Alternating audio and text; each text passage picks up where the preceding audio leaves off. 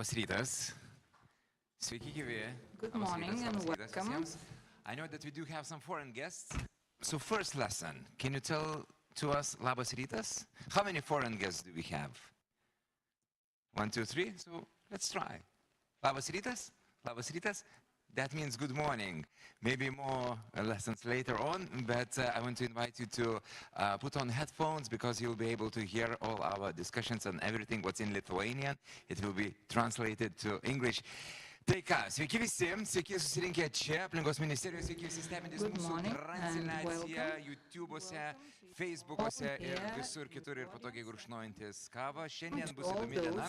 Šiandien mes daug sužinosime temą, aplinka, kurioje norisi gyventi ir kurtis, viskas apie namus, apie aplinkas, apie miestus, galbūt kaimus. Turėsime pranešimų, aišku, iš Lietuvos, turėsime ir užsienio pranešimų. Dar taip pat noriu priminti visiems, kurie ir čia susirinkę ir stebi mūsų transliaciją, jūsų klausimai, jūsų mintys bus labai laukiamos, nes slaido platformoje su kodu ESPON LT arba tiesiog nusiskanavę QR kodą, kurį matote, jūs galėsite ir užduoti klausimus ir, aišku, užpildyti anketą. Tai va, bus įdomi diena, na, o mes pradžioje išgirskime ir aplinkos ministerijos sveikinimą. Į sceną kviečiu Ramunę Baniulienę, aplinkos ministro patarėją. Labas rytas.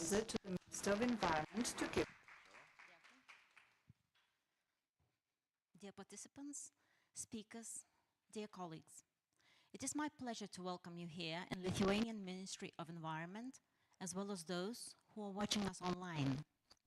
It is our honor here in Ministry to host ESPON program discussion about what is paramount, people, places, and our life quality. And I will now continue in Lithuanian. Šiandien kalbam apie būstą, apie kultūros paveldą, apie besitraukiančias ir senstančias teritorinės bendruomenės. Tai temos, kurios jungia įvairias politikos sritis, bet svarbiausia jungia žmonės su jų gyvenamąją aplinką. Būstas tai ne tik statistika, tai orumo, saugumo jausmas. Mūsų įsitikinimas paprastas. Būsto prieinamumas priklauso nuo pasiūlos. Ir todėl Lietuvoje siekiama, kad jo būtų daug. Supply. We do our best to supply enough housing that would be just and accessible. ESPON research and surveys allow us to do strategic thinking and planning. I'm extremely happy to have both international experts and professionals, local professionals in their own fields participating in these discussions. I'm inviting you to co-create the solutions and decisions, not merely implement them. Take the role of the leader and think outside the box, think outside the scope of your function. I'm sure that the discussions of the kind allow us to create Europe which allows every single one of us to thrive. I wish you all the best and fruitful discussions. I also invite all of you who are here today to engage in networking in order to enable your future cooperation. Thank you and all the best. Ačiū Jums, Ramunė, tai dar kartelį, Jūsų klausimai, Jūsų bus labai laukiamos slaido platforma su kodu This platform with the code ESPON-LT to place your questions and to comment. And now I would like to invite our first presenter representing Vienna University, a researcher from Vienna University, Dr. Selim Banabak. And Dr. Selim Banabak will be speaking about accessible and quality housing, a house for all. Please come closer to our stage. Here we go. Good morning. Labas rytas. Here's for you, okay?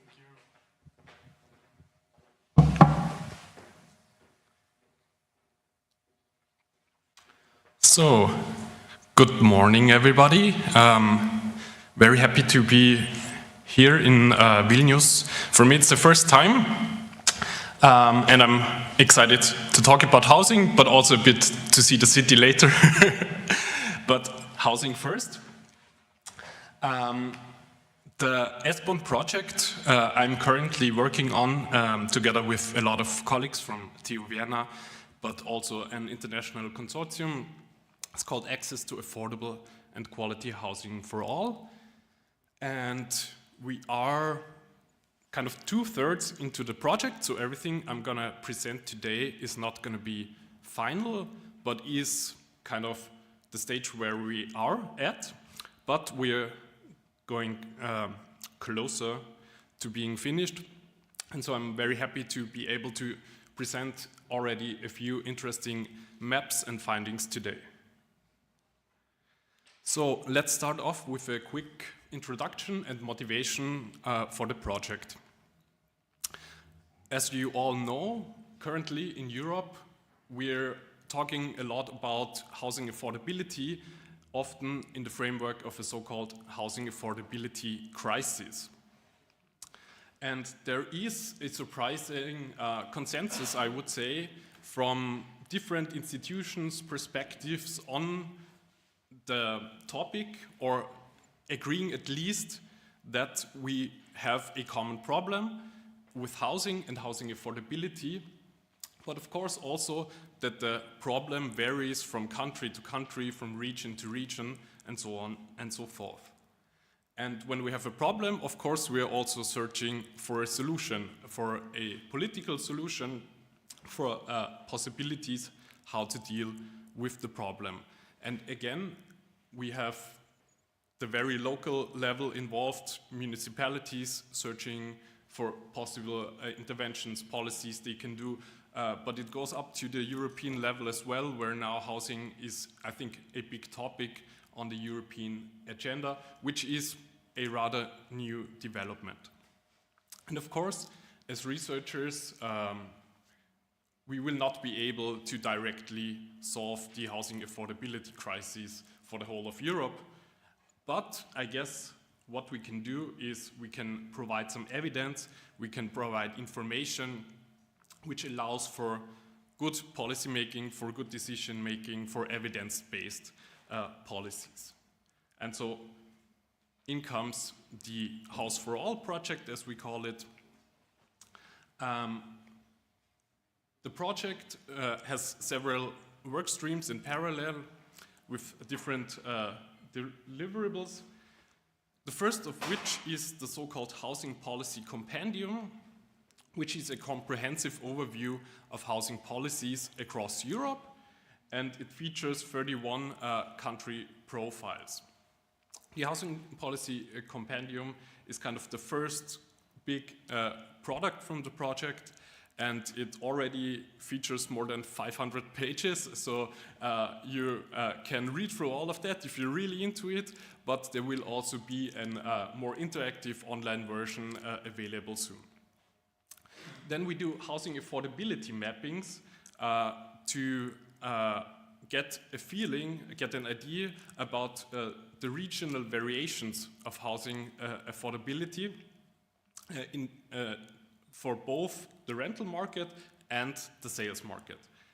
And we do this based on a combination of a big data approach, but also traditional sources. We try to be here quite innovative and be the first ones actually to deliver a European-wide map of housing affordability on the local level. And then we're doing local case studies, because if you look at the European map, you see a lot of interesting things, but we need to complement this overview, this bigger picture, with kind of in-depth analysis to really understand what's going on in the different local contexts. And we do this based on qualitative and quantitative methods, so based on mixed methods approaches. And this is basically where we are currently in the project. So I can give you kind of a preview on the local case studies, but this is really work in progress. And then if we have all the evidence, we gathered all the information, what we try to do is develop a policy handbook which features kind of an discussion of housing policy which is targeted at policymakers, which kind of summarizes our findings and gives suggestions for different challenges. So let's go bit by bit, starting with the Housing Policy Compendium and housing policy across Europe. Basically, the kind of information we are gathering in the policy compendium is first basic data about the national context, which is of course key to understand the housing market structures and so on and so forth. Then second, we look at different concepts and definitions regarding housing affordability, social housing, for example, concepts of homelessness and so on and so forth, because we found there is a lot of talk about, for example, housing affordability, but it's not so clear what that actually means. And then, of course, we look at housing governance. So we look at the distribution of competencies across government levels. Also, a very important aspect if we actually try to implement different policies to understand at which level we can try to steer things into the right direction. And then, of course, also the coordination among these different levels of policy is key. If we have now municipalities kind of meddling with housing policy, but then there is also input from the European Union. So it's key to understand the interactions here. And then we also kind of summarize the existing housing policy instruments that are in place for delivering quality and affordable housing. Of course, this is something that changes all the time, but I think we can offer a good first idea of how housing policies are structured in the different countries. And just to illustrate a bit what the compendium looks like, I just present here a few snapshots from Lithuania and Austria. So of course, for Lithuania, I'm not an expert, probably you are the experts. But I think it's a good starting point to see what we can do with the compendium and maybe also what we cannot do with it. And the idea really is here to have a comparative approach to be able to compare the settings of different countries. So in Lithuania, we see, obviously, we have a very high ownership share, as with many Eastern European countries or post-socialist countries in the Baltics, but also, for example, we saw different things in Hungary and so on. We have a very small private rental market and quite a small social rental market, although, of course, it's still existing. Meanwhile, in Austria, we only have about half owner-occupied housing, and the rest is some form of rental arrangement. So a large share of social rental in the capital Vienna, for example, it's even way higher, but also a substantial private rental market, which then opens up other kind of policy routes, like now you have the decision you want to regulate the private rental market or not. This is, of course, an important topic in Austria, but also kind of how do we provide the funding for the social rental market. So different settings, of course, then demand different kind of policy solutions. If we agree, we all kind of have a housing affordability problem, but the structure of the housing market is very different. We will require different solutions to achieve housing affordability. But then again, what do we actually mean by housing affordability? We found that across the countries of Europe, very few have a clear conceptualization of housing affordability in kind of legal terms. So for Lithuania, I had the impression that housing affordability is definitely a topic, but not in the sense of a legal framework for affordable housing, but rather that it's seen as a challenge, and especially that the provision of affordable housing with a good quality is really a challenge. But it's not kind of a direct legal framework that there is a category of affordable housing. Correct me if I'm wrong. In Austria, it's similar but different. We also have no formal conceptualization of affordable housing, but we have something that maybe comes close to it, which is limited profit housing. So this is a kind of housing, a legal form of housing arrangement where housing is provided by limited profit housing associations, which can have different legal structures. Could be a corporation, but could also be a stock-listed company, for example. And they operate under a legal framework that demands, in exchange for kind of tax benefits and so on and so forth, it demands kind of more or less cost-based, charging of more or less cost-based rents. So this is a tool to deliver what should be affordable housing, but again, it's not really defining it by affordability. So the policy context is kind of fuzzy here. Maybe let's look at some maps. Maybe they give us another view, another picture of housing affordability. But first, why should we even care? Why do we want to take a really regional view on housing affordability? First, we want to be able to kind of target regions that have the biggest problems in terms of affordability, maybe.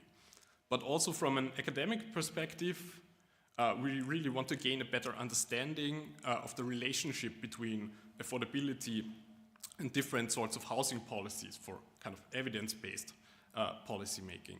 But also the relationship between different housing regimes and affordability outcomes is key. And also we want to understand what actually drives housing unaffordability. What are the factors that cause one place to be more affordable and another place to be less affordable? However, to kind of study all these interrelations, all these mechanisms, we kind of need regional data to have the variation also within countries, but this is really not systematically available from any traditional source. Surveys, of course, exist that capture this, like the EU SILP, the HFCS, and so on and so forth. But these surveys typically cannot be disaggregated at a sufficiently small spatial scale. And registry data is available in some countries, but not for most, and it's kind of hardly accessible and comparable. So we had to be kind of innovative about it, and we said, okay, we want to turn towards web scraping in the big data approach to approximate the local housing costs. And we went for the LAU level as our spatial unit, and we tried to cover both sales and rental markets. So what we did is we scrapped the whole ESPON space for a full year, so between March 2024 and now March 2025. We obtained more than 100 million data points all across Europe. After all the data cleaning and validation steps and so on and so forth, we're left with 22 million unique valid listings to approximate the local housing cost, of course, always from the perspective of a newcomer. So basically, you move to a new place, to a new city, this is what's on the market, what you can access. And for these listings, we're capturing price, size, geolocation, and a number of qualitative characteristics as well. We use this data to aggregate regional meal prices using something we call duration-based weighting. We can get into the technicalities later. And then we do a harmonization in terms of actual costs, because countries, of course, vary in terms of taxes, mortgage rates, and other fees that come on top of what is listed. And since affordability is not only price, but it's a function of price and available income, I'd say, we needed, and this was maybe even as big as a challenge, we needed real regional income data. And I was, at the beginning of the project, not aware that it's quite difficult to obtain something like this. But we were lucky that halfway through our project, Miku et al. Published a paper in the Nature Data Journal, which provides regional disaggregation of disposable income, and we kind of took their information and we scaled the spatial patterns we saw all across Europe to then the 2024 net equivalized income values we obtained from EU Silk. And we were able to produce now, finally, our affordability maps. First, I'm going to show you the average sales price, so not yet affordability, just the price side, including our duration correction, but also including taxes and fees, which are mandatory. And I show you the euro per square meter prices. All across Europe, we immediately see that, of course, the Alpine regions, like Austria, Switzerland, south of Germany, quite expensive. Also coastal regions all across France, Italy, you immediately see kind of the gravity of Paris affecting the whole region there. And typically you see the urban centers, also Vilnius, of course, is visible here. And now if we look at affordability, so we also add income into the equation. Now I show you the affordable square meters. So the square meters you can afford if you're spending 1/3 of an annual income, which is typically considered as a common threshold for affordability, on a 30-year mortgage. So we also add mortgage costs into the equation, and we assume that you are already able to provide a 20% down payment. And if you compare the spatial pattern, it looks quite different now. For example, Poland was not super pricey, but if you consider the income level, especially in rural areas, then the whole thing, the whole spatial picture shifts quite considerably. You still see in most countries kind of high affordability problems in the coastal regions, in the urban center and so forth, but kind of on the European scale, the picture shifts quite dramatically. Also, for example, Croatia, I think, sticks really out as a very unaffordable place, which is in line with what I've heard from friends and colleagues from this area.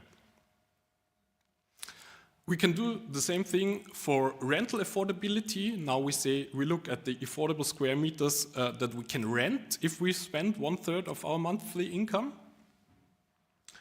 And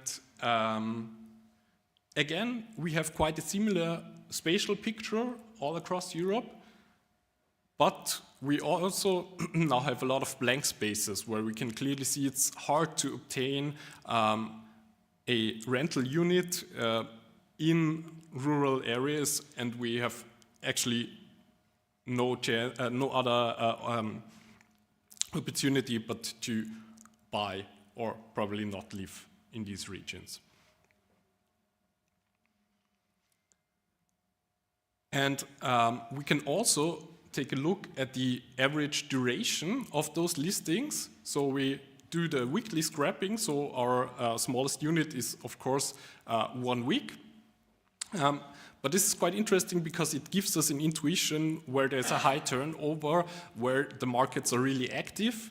And again, this shows us that, for example, in France, in Germany, in the Netherlands, we have kind of fast turnover rates. Also in parts of Italy, interesting, in Switzerland, way less in Scandinavia, for example. And as already mentioned, we also use this kind of information to kind of correct our initial prices. So to maybe for a second get back to the technicalities, it's really important when we work with this kind of listings data to actually account for the fact that people put information online where they try to get a really high price, but this is really not reflective of any market rate. So when we compute our averages, we kind of give a penalty to all the listings that are above this average that we see here in the map. So basically this map is also technically in the background of all the other maps that we already saw. And we can also have a zoom into different countries. So please apologize, there's a small mistake in the title of this map. It should say sales affordability in Lithuania. We just prepared this for this presentation yesterday. And if we change now the scale to the national context, we of course see new different spatial patterns. Again, we have the affordable square meter spending 1/3 of an annual average LEU income after 20% down payment. And if we zoom into Lithuania now, we see a similar spatial pattern that we saw also across the whole of Europe. Like we have more expensive coastal regions, we have more expensive urban centers, and there is a certain level of spatial clustering. We can do the same thing for the rental market, although it was way harder here to obtain enough ads to cover all the regions, which is plausible if we think of the pie chart from earlier, where we saw that the rental market is actually quite a residual thing. And last but not least, I want to give you a quick peek into our local and regional case studies we are currently conducting. So there are in total 10 case studies attached to the project. We look, for example, at the issue of rent control and how it actually plays out. What are the ups and downsides? We look at the impact of housing allowance, because this is also a much discussed topic. Are they actually only benefiting landlords, or is this kind of a good policy tool? We look at the effect of tourism on housing affordability. We look at energy renovations. We look also at the role of the private market and what it can, kind of how it can complement and add to a social rental supply. And then from the other side, we look at how does a social housing supply can have a positive spillover on the private rental market. And of course, also an important topic, we look at housing affordability or housing challenges in shrinking regions. So they might be quite different from housing challenges in the urban centers. We look at cross-border effects of housing developments, and we look at the issue of energy gentrification in the Baltic context. And also we look at housing first strategies across Southern Europe. Again, nothing is done and dusted in terms of the case studies, but I want to wrap things up. I want to give you a quick preview of the Baltic case study, because I thought this might be the most interesting for you here in the room.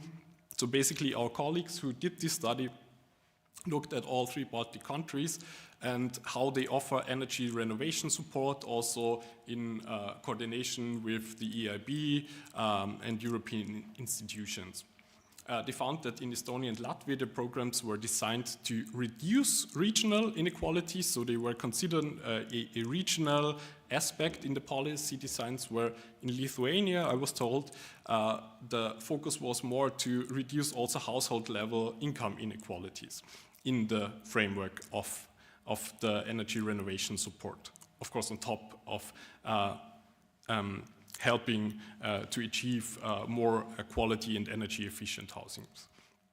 And they also found that the prices in the renovated socialist area buildings were higher than the non-renovated apartments across all the 3 capital cities. However, prices were still lower compared to the apartments of the pre-socialist or post-socialist era buildings. And also, workers from low occupational status were underrepresented in the socialist area renovated apartments, although they were vastly overrepresented in the unrenovated ones. And then the conclusion was that the building renovation activities actually exerted a mild gentrification effect, although not too strong, not too radical. And also here, I think the issue of considering income inequalities in the policy design were also key. To wrap things up, we have still some work to do. I think we were able to provide some interesting information on the European scale, and I'm looking forward to discuss all the issues with you later. Thank you.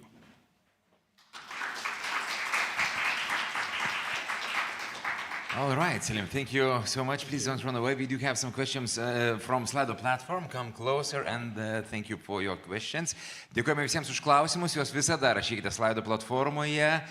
Visi, kas esate prisijungę. So it was very interesting to listen to your prepared topic. And here are a few questions. Do you have data on how did housing types in Austria changed over time, and when affordable housing boomed, and what were the causes for that? We can track the housing composition. That was the question, right? The tenure structure over time. Yes, we can track that, although I have to say changes are very slow over time. Even if you have kind of a policy change, it takes really a long time to change the bigger picture, because most of housing is just stock, and the new production is just a tiny fraction. But I think what is key to understand in Austria, we kind of never got rid of our, let's say, old social housing model. When, for example, in Germany, they sold off large amounts of the social housing stock. Vienna, for example, retained it. And I think that's now a big benefit to tackle housing affordability issues. But at the same time, the new production, for example, of the Gemeindebau, the classical social housing, nearly fully stopped. Also in the time where the city expanded massively, and there was a shift towards this limited profit housing model, which I think is also interesting. I also live in a limited profit housing unit, and you really see this is, I think, quite an interesting model, because it's not only targeting poor households, not at all. It's supposed to be a mix of all kind of social classes and backgrounds. In a study, we also found that this actually has a positive spillover also for tenants in the private market, because it's a cheaper competitor to them. So much the first question. Sorry, what was the second part? Selim, and can you say something about just general mood of, let's say, Austria's young people or Vienna's young people? I'd say that in Lithuania, majority of us, we are thinking about our own place to live at some point. Like, how is in Austria, especially amongst young people? Do everyone want to have their own place to live at some point, or like some understands that maybe they will rent all their life? Yeah. I would say it really depends. There is a big difference, of course, between urban and rural areas. So it's very common to be a homeowner in rural places. I also grew up in more rural places, and there most of the people, they want to own a house, definitely. but in urban areas it's quite common. Of course, the housing career kind of, typically people would not want to stay in the private rental market forever. So ideally, at some point, you can move to a limited profit or even council housing unit, because it provides way more security. You have kind of a lifetime contract if you want. The rents are more affordable, and probably you are economically better off if you just take your savings and put it into some other investment. But of course, it depends. There are also enough homeowners in a city like Vienna, but this comes with a lot of other challenges. Then you need to take care about way more things than if you renter in a social housing unit. And it's very interesting, you need to save for your mortgage while you are renting, so Yeah. that's quite a big question. But Selim, maybe more on that during our discussion, Yes. which will be a little bit later. Thank you so much. Thank you. Thank you so much. So now we will continue in Lithuanian. Please put your headphones on to hear our beautiful Lithuanian language. I hope it's beautiful for you. I want to invite Daktaras Tadas Šarūnas, Klaipėdos universiteto tyrėjas, būsto politika Lietuvoje. Ar jos vaizduotė galėtų įkvėpti bendruomeninio he will būsto speak praktikos? about Daktaras Tadai, kviečiame jūs į his sceną. research. Malonu, kad esat ne vienas. It's nice, Mr. Šarūnas, that you are not alone with the dog. I have a pet friend to come down, and I will be working.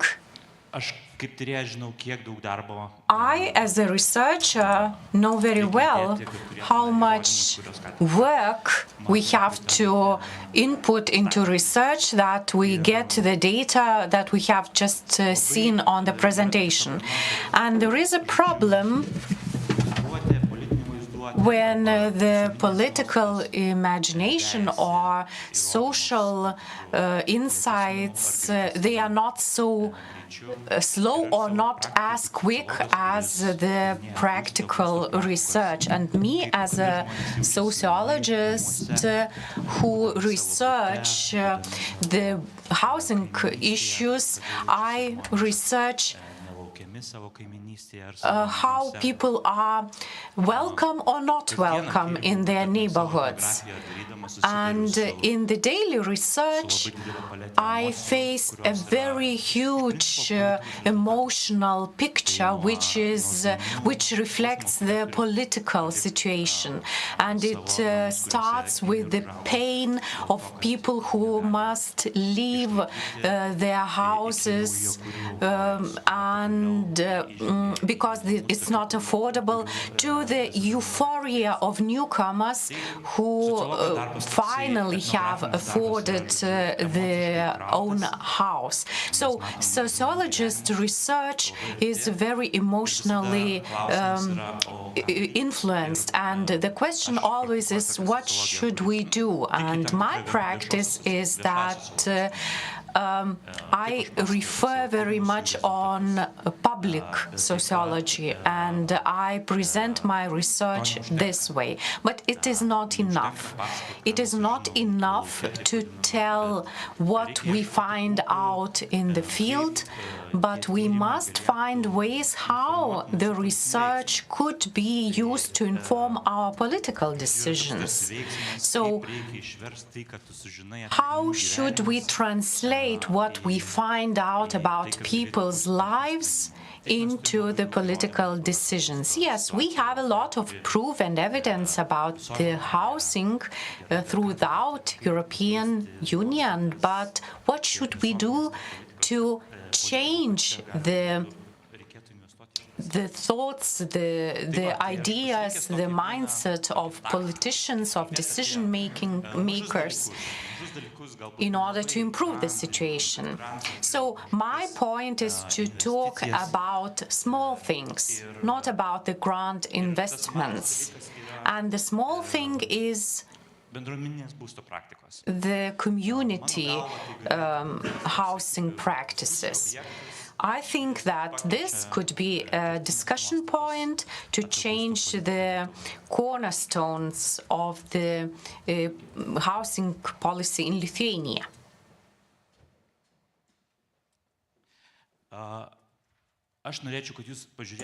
I would like you to look at this number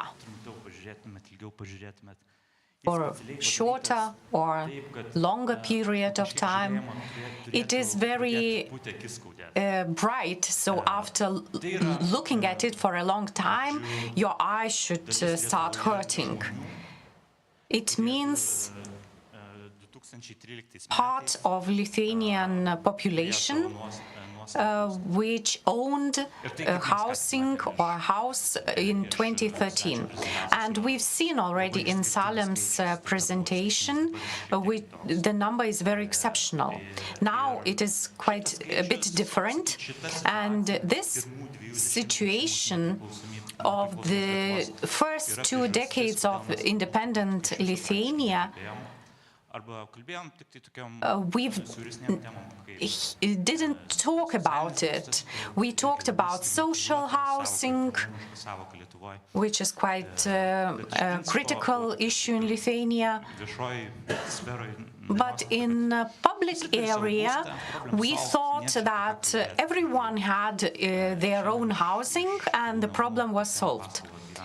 People take loans, buy house, and that's all. And our policy, our housing policy, was minimum and based on this insight. And now we have a change. We have a change. In 2021, we have only 86% of people who own house. In our guest presentation, we saw 88%, I think. So we have more and more people who live not in a own housing, and people must rent or have another option for housing. It is a very small share of population, but they face the social inequality when the affordability of housing and demand of housing depends on the market situation. And I meet those people in my research, in my field work. And 10 years ago, we could not speak much about people because it was such a tiny share of socially unequal people, and they didn't necessarily have very low income, but in terms of house affordability, their situation was difficult. But now the situation is even more complicated, and it has to be solved on political level. So what should we do? What should we do in order to get the political tools and instruments to address the issues for the small fracture of our population? Our research data shows that the housing demand had contributed to migration in Lithuania, emigration from Lithuania. And this was one of the reasons why, or causes why, it was not solved. I'm not an economist, but I speak with people, economists, with colleagues, who also show the evidence that in Lithuania, the ratio between income and housing prices is very comfortable, and the change of this indicator is not very positive. So the problem is not solved. So we have evidence, and the evidence is reliable, and our institutions say that those people who face the housing market in the urban areas of Lithuania,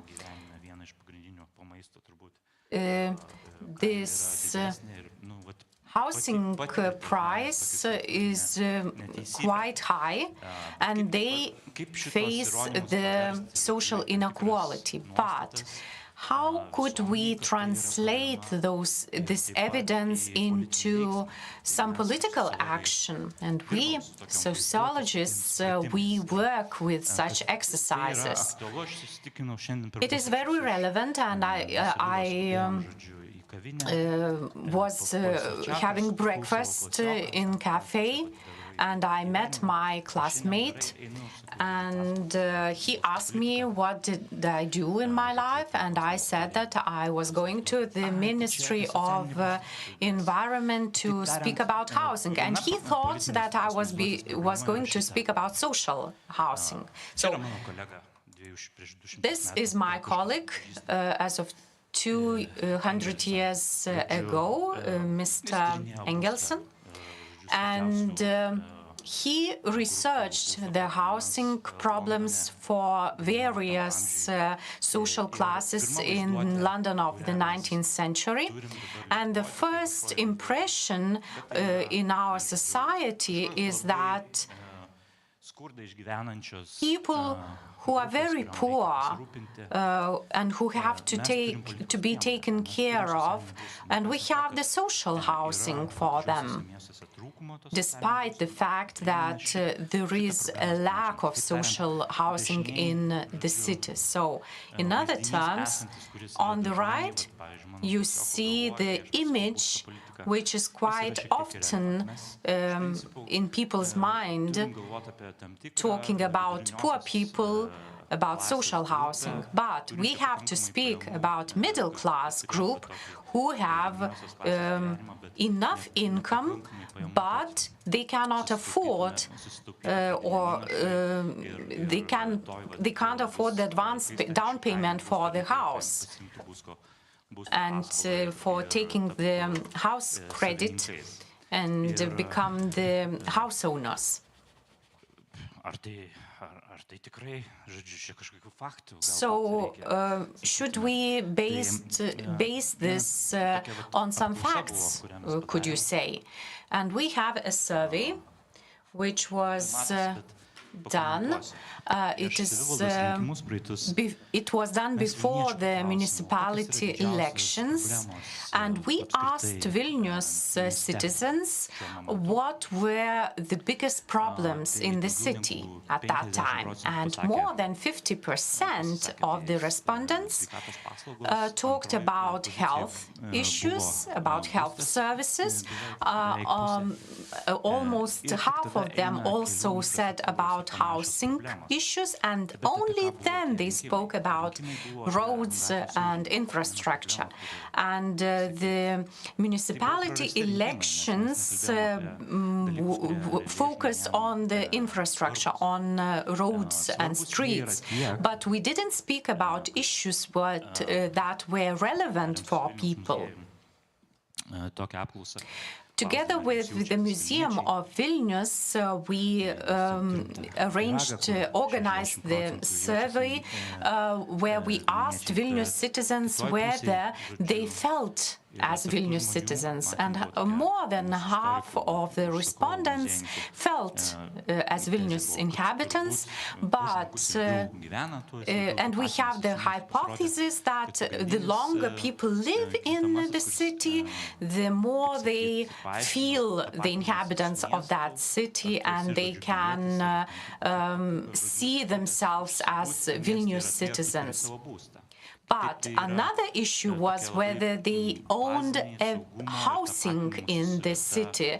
So could they identify themselves with Vilnius if they didn't have the house or home in the city?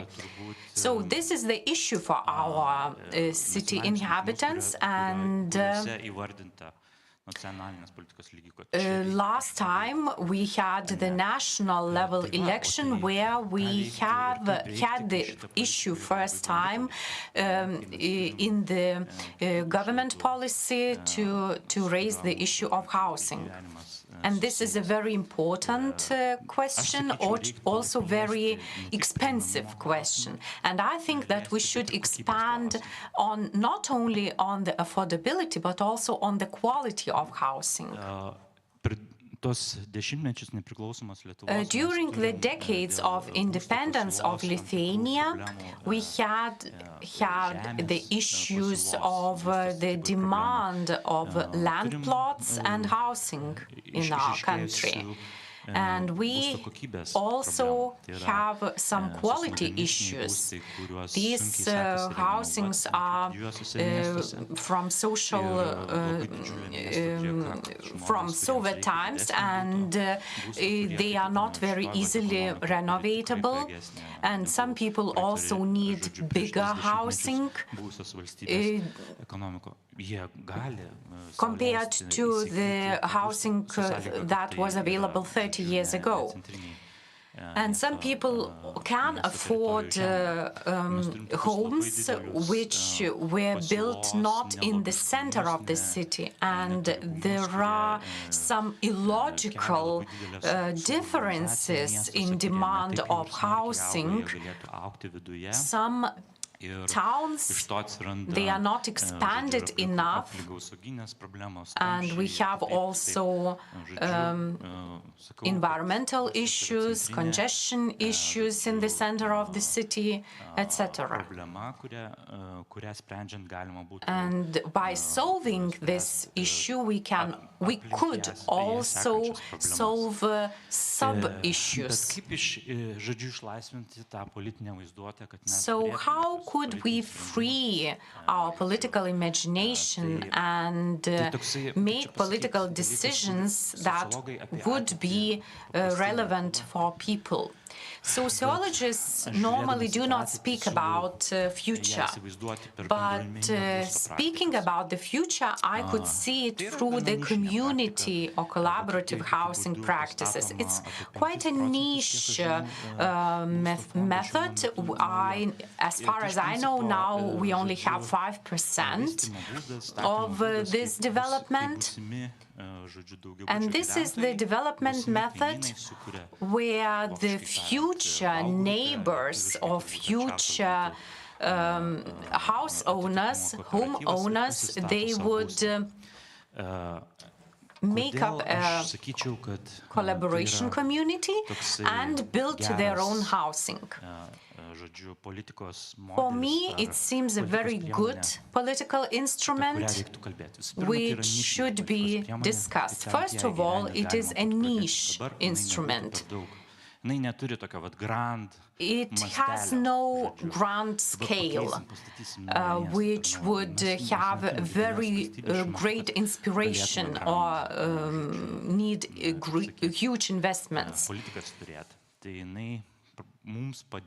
It could help us to start thinking about current issues in the political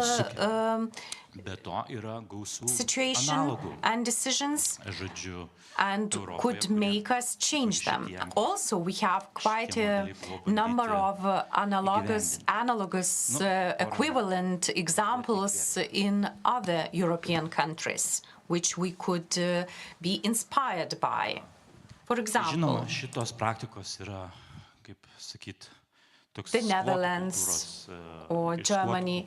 This model generates from the squat culture, where we have a very specific subculture of urban housings. In the Netherlands, for example, the city provided very old housing to some cooperative community, which they renovated and started owning it. In Vilnius, we have also similar places, for example, the prison of Lukiškės, where the municipality forwarded the real estate to the private owner, and it is the example where the real estate property was given to the artists, not housing, but it could be also housing issue solution. Another example is La Borda community building in Barcelona, Spain, which also was awarded a very prestigious architectural prize. It was the community collaborative building built with using a lot of timber, and it was not awarded the prize because of that. It was the first prize after COVID or during COVID where people, inhabitants, moved in to the house before COVID, and they planned their communal spaces in such a way that they could create a very convenient social bubble to survive those very difficult conditions.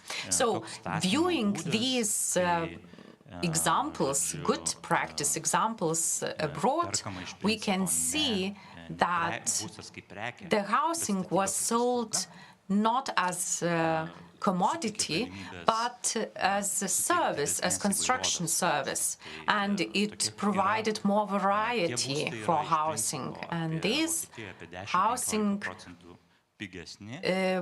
cost 10 to 15% less in Germany compared to other housing.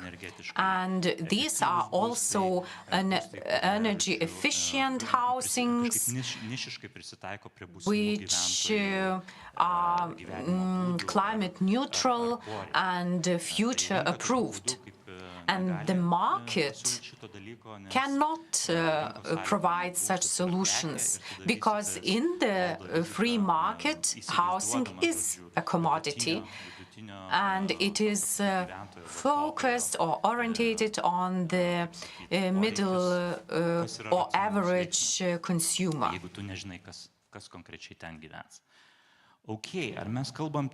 Now, should we speak about buildings or about also urban environment? Tübingen in Germany is not very well-known town. It is a student town, and they decided that they had a problem. They had many people, young people coming in and moving in into this city, but they couldn't make them stay in the same city, because they didn't have enough housing and also didn't have enough quality urban structures to make it more attractive. So this town or this city developed huge blocks of the city using the community collaborative practices. And we reviewed these examples and showed them to our decision makers, policy makers in Vilnius. And we showed them very interesting land plots which were not used.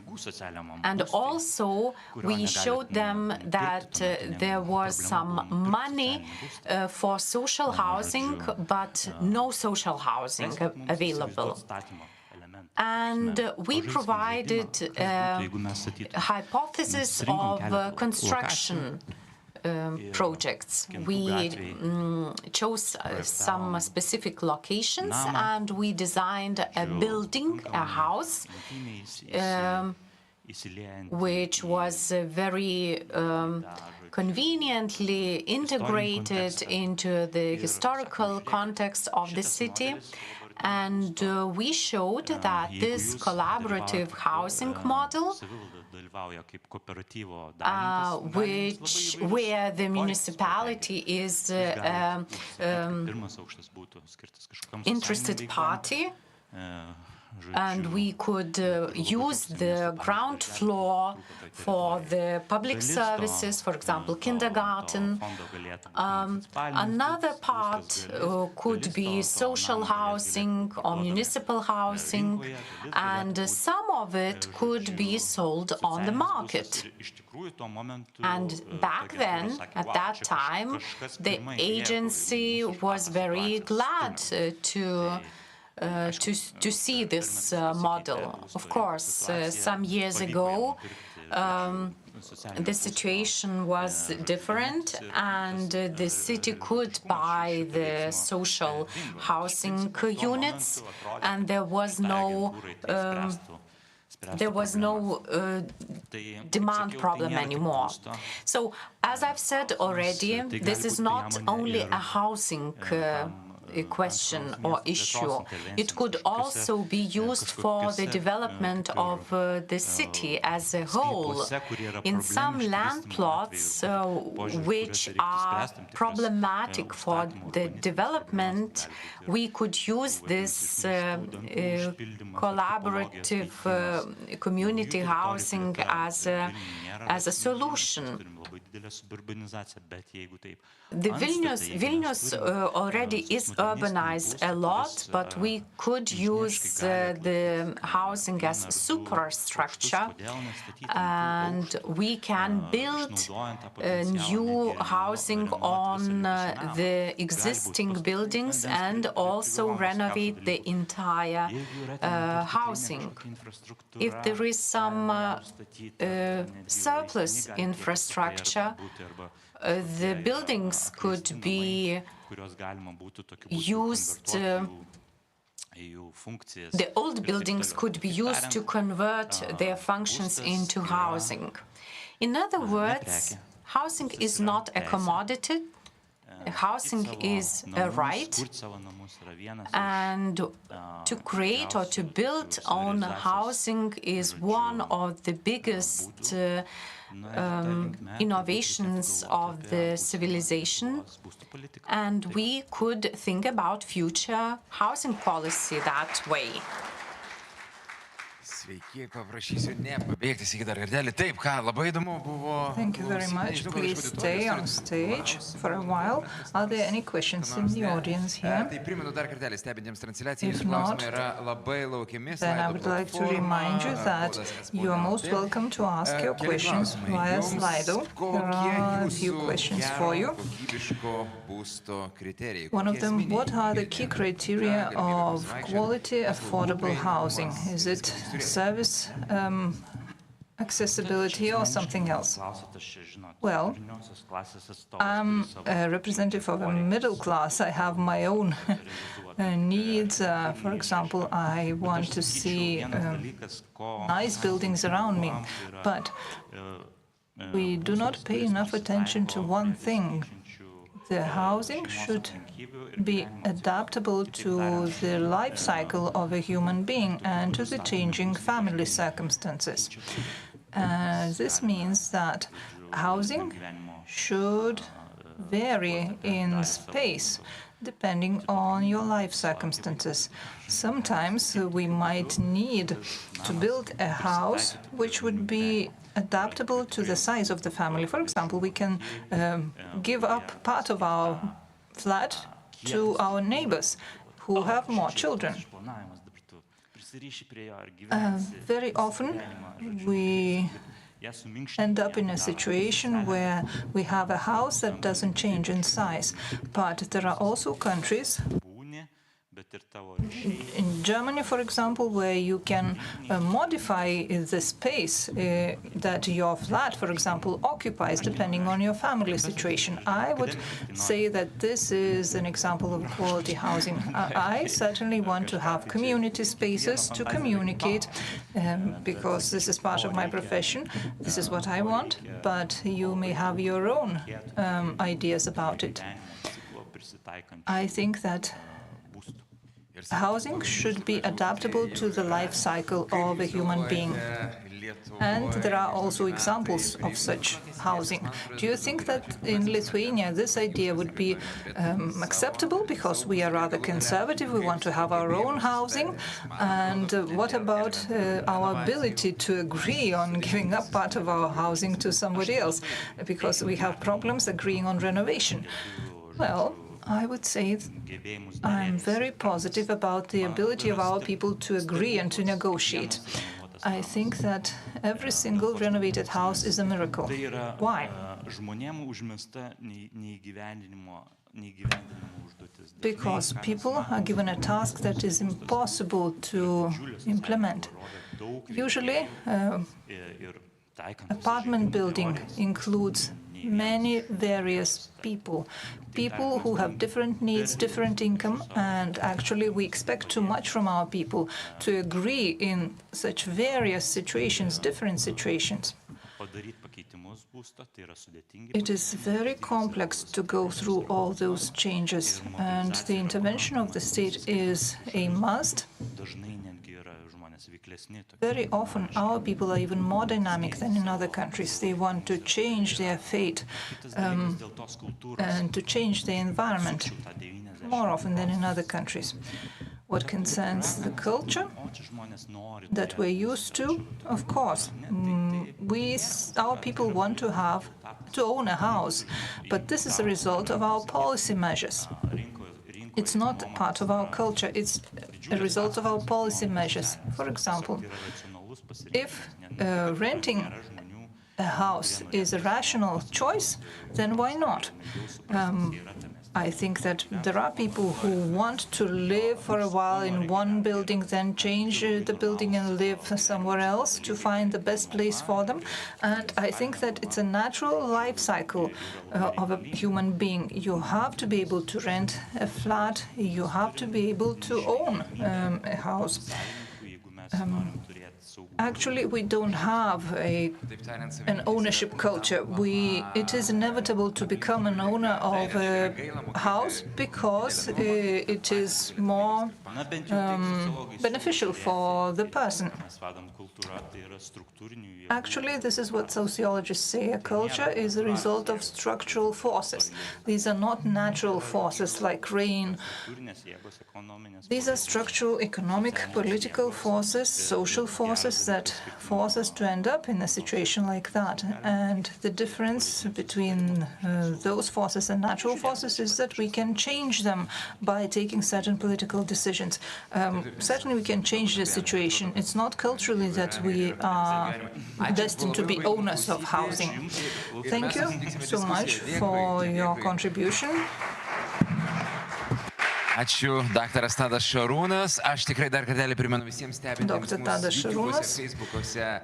And to all of you who are watching us online, please place your questions on Slido about the inspired living and thriving places. Please scan the QR code or enter the code ESPON LT on the Slido platform and ask your questions. We heard a bit about Lithuania. Now we will hear about other countries, maybe Italy or Spain. We will have a presenter who comes from Italy but works in Spain at Tecnalia Research Center. She will be speaking about HERMS, the Material Cultural Heritage Satellite Account. Alessandra Gandini, Dr. Alessandra Gandini, the floor is yours. Hello, good morning, everyone. Thank you for having the opportunity to present the work that we have been doing in the last months. I will change a little bit the discussion and the theme I will speak about the Hermes project, which was about the material cultural heritage satellite account, or the methodological framework to build this account. So even though housing may be related to cultural heritage, I will be a little bit more focused on this type of buildings. So today I will just give you a general overview of the project, the existing practices that we have addressed in this research, how we have established the delimitation of the material cultural heritage sector, a proposal for the satellite account, the estimation method that we used, and finally I will give just some brief conclusions. So a little bit of project information. It was a very short project. It lasted only 4 months with a budget of 76,000 euros. We were involved 2 partners, Tecnalia, which I represent today, and the University of the Basque Country.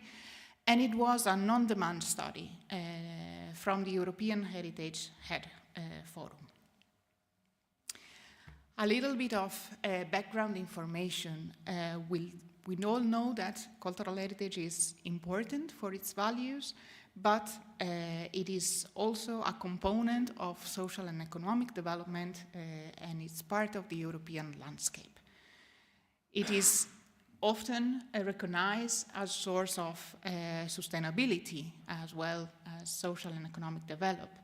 And now we see that there are new concepts that are getting together with the cultural heritage term. So starting around the mid of the 90s, the European Commission has encouraged the member states who have statistics related to the culture. So we know that now many member states have already implemented or are currently developing cultural statistics. But it's only in the last 2 decades that there was a push towards identifying which were the value and the data which were related with the material cultural heritage economy. So we know that cultural heritage create jobs. We can demonstrate that, but we also have to demonstrate that cultural heritage is able to foster investment which provide the economic viability of this element. But still there are some challenges on measuring their impact because we are not able to fully capture the economic impact which is retained to the material cultural heritage. So the turning point for this project was an event that was held in June 2023. It was the ESPON 2030 Knowledge Development Event, where some experts highlighted the importance of having a material cultural heritage satellite account in order to inform policymakers and research on which are the real impact of cultural heritage. So the aim of this project was to develop a methodological framework in order to establish a material cultural heritage satellite account to demonstrate which is the contribution of cultural heritage to the economy. To reach this objective, we had to establish some specific concepts that were set behind this satellite account. First of all, we had to build on existing framework. A lot of work has been done already in the field, so we had to keep it into account. We needed to retain the basic concept of the central framework, of course, in order to build a solid framework and accurate as well as replicable methodology. We need to establish our proposal on the economic reference. We have to define the empirical reference or the evidence that were needed for this calculation. We needed also to define which were the estimation or measuring approach that we were using. And then, as a request of the project, we had to validate the partial and final result with different stakeholders, coming from the economic sector as well as the heritage sector. So we have been reviewing different practices. As I said before, we can find two main approaches. One is related with the broader sector frameworks and the statistical system. These, for example, are the UNESCO framework for cultural statistics, the ESNet Culture. Then we have the satellite account for creative industries, where the delineation of the sector is quite broad. It's much more broader than cultural heritage, which is only part of culture, but of course are related to what we are doing. And then we have found also specific projects which were related to heritage, but somehow had different objectives. In this case, we have three main references. One is the conceptual framework for the statistical account used in the Flanders. The other one was the Charter project, and finally the ESPON Heritage project.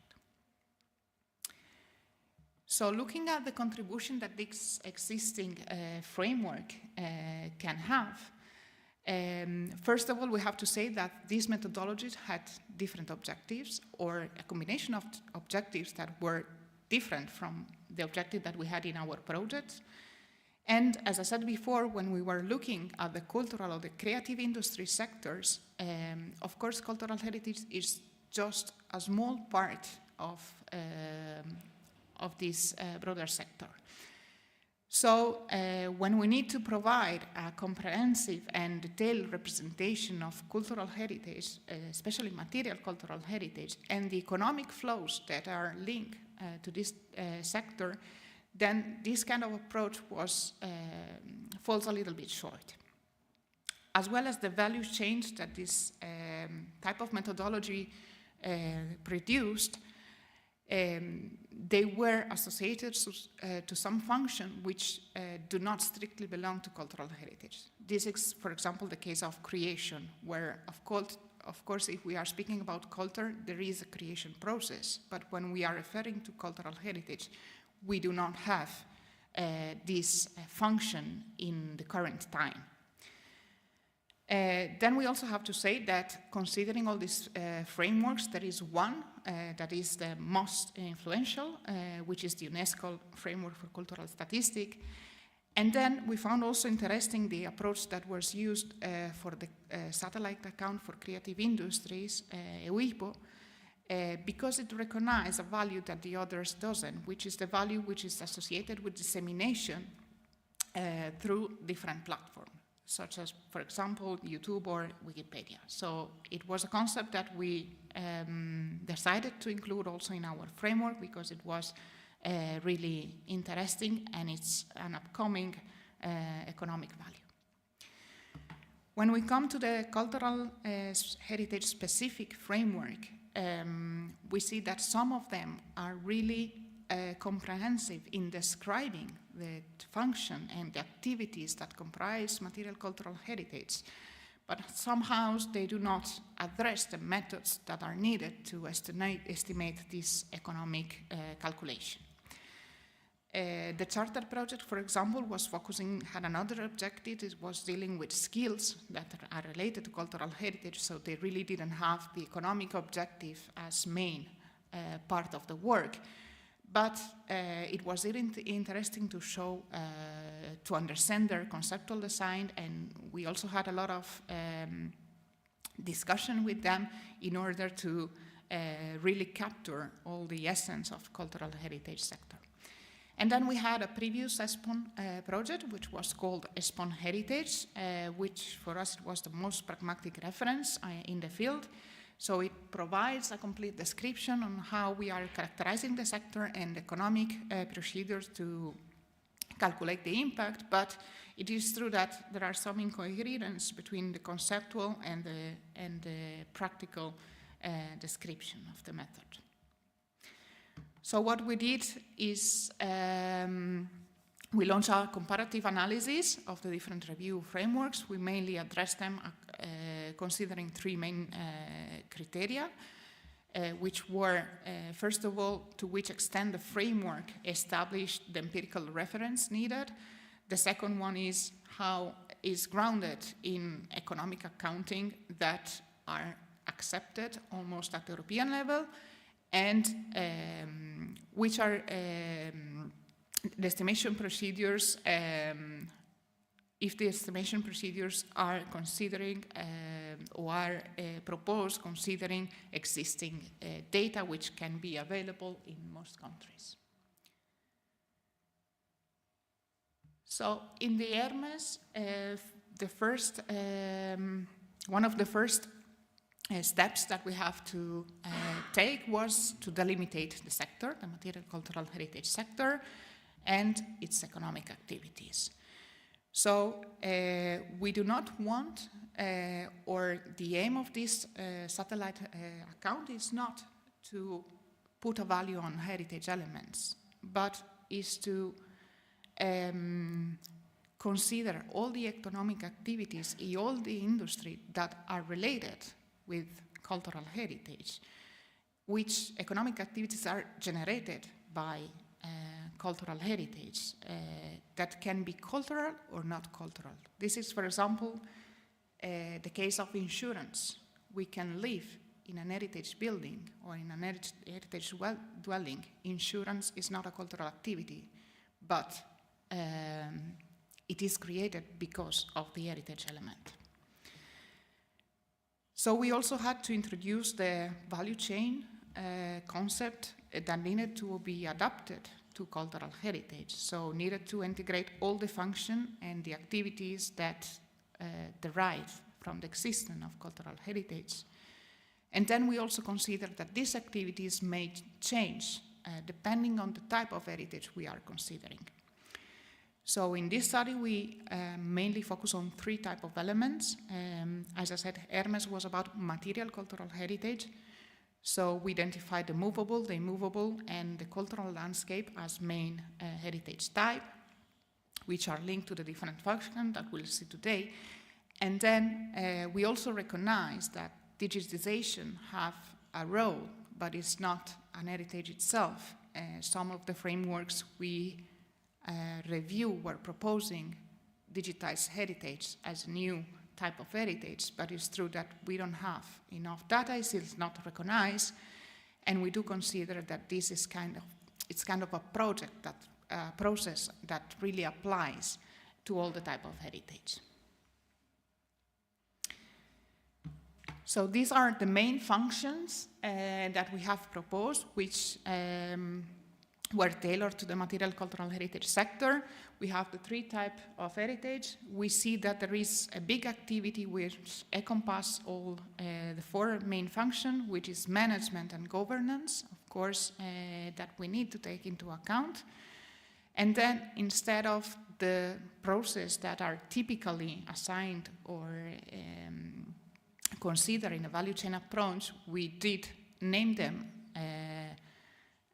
with their name when we are speaking about heritage. So the first step is to identify and recognize the heritage, then to preserve and conserve, the transmission and engagement, and the use and trade.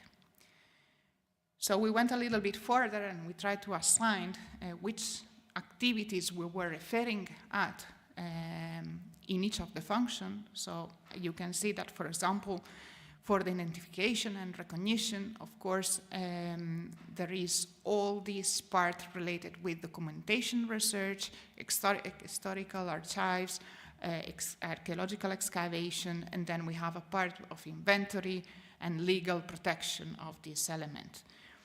When we are considering preservation and conservation, then there are a lot of activities that are dealing with really a different type of studies, restoration activities, construction, and then we have specific activities that can be related with some specific type of heritage. This is the case of museums. For example, they do have an intermediate consumption that is related with industry dealing with specific manufacturing or specific lighting system that need to be installed into museum.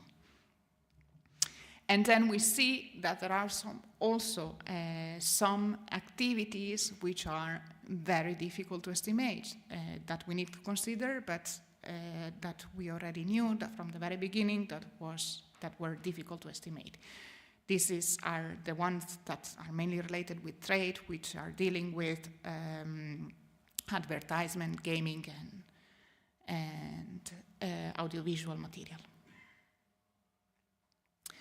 So the next step was to assign all these functions and activities to the economic classes that we have available at the European level, which are the NACE class. So we can see that some of the activities may be fully related with cultural heritage.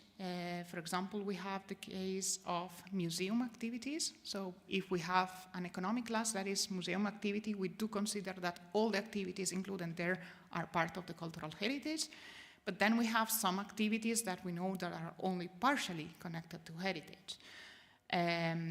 So, for example, is the case of library that we will see later on as example, where only part of the library activities are related to heritage. And then we have other codes that also in this case we understand that are interesting, but we cannot evaluate. All the testing related to conservation studies apply in technical testing and analysis category. But in this category, all the type of testing for everything applies. So it's really difficult to estimate which part can belong to cultural heritage.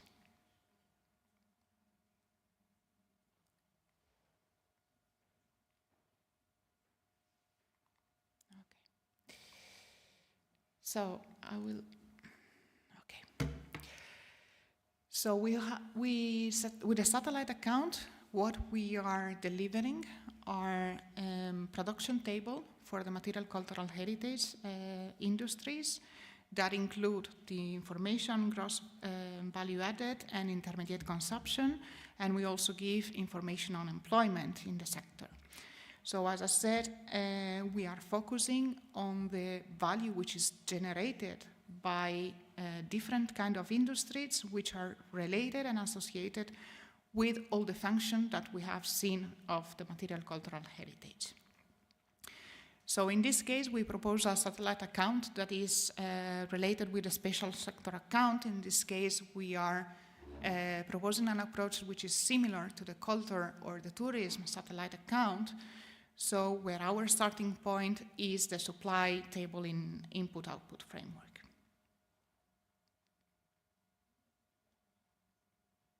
Okay, so in this case, we have identified which are the key industries related to material cultural heritage, which are the economic activities that we have linked to these industries according to the new revision of the NACE. And then we have the different branches of the input-output. No? In this case, we are considering different codes or different activities within the same branch. So we have different steps. First of all, as I said, we need to understand which part of the supply table is related to the NACE classes, to the 4-digit NACE. So this is the first step where we have to establish which is the percentage of the input-output framework that applies to a specific class. And for this, we use SBS or other national sources. But then we have a second step.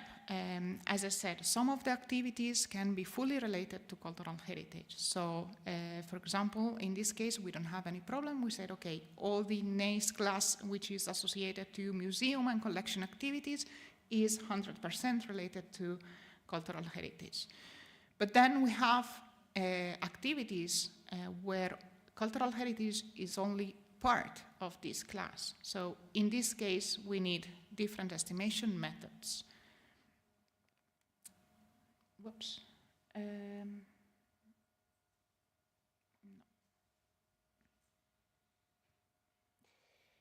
So Hermes provides all the methodology. There is a report available on the website of the project to support the calculation that is needed to derive this percentage.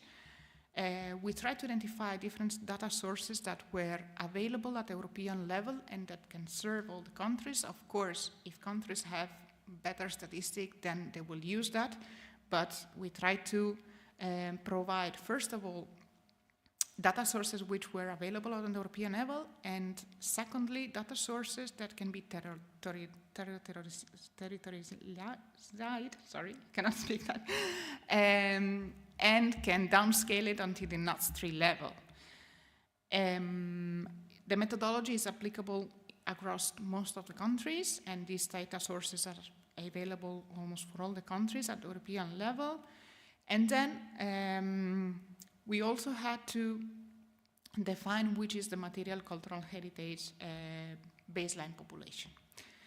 And this is the big challenge, because currently we do not know how many cultural heritage items or which is the cultural heritage stock that we have in Europe.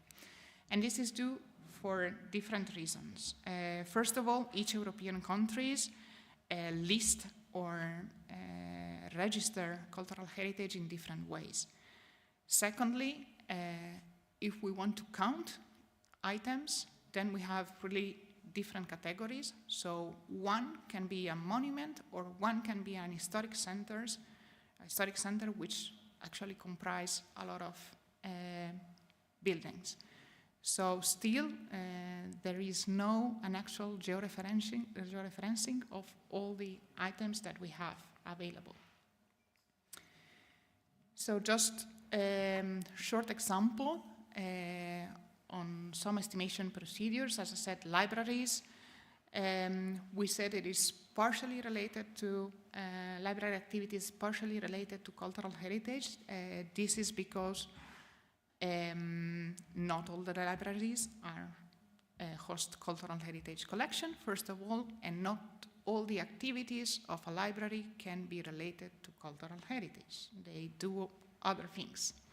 So we do consider that an estimation can be to select national and academic libraries as a percentage of all the libraries that we have in a country to relate this with cultural heritage. Another example, as I mentioned before, insurance of historic dwellings. Well, in this case, of course, we have to determine what is the non-life insurance proportion. We have statistics which are available at the European countries. So for the non-life insurance, there is a concept that is property, which is the real estate insurance. So how much of cultural heritage can be related to this property insurance? Well, in this case, we used as estimation the pre-1945 building stocks that we have. And this is because it's available in all Europe.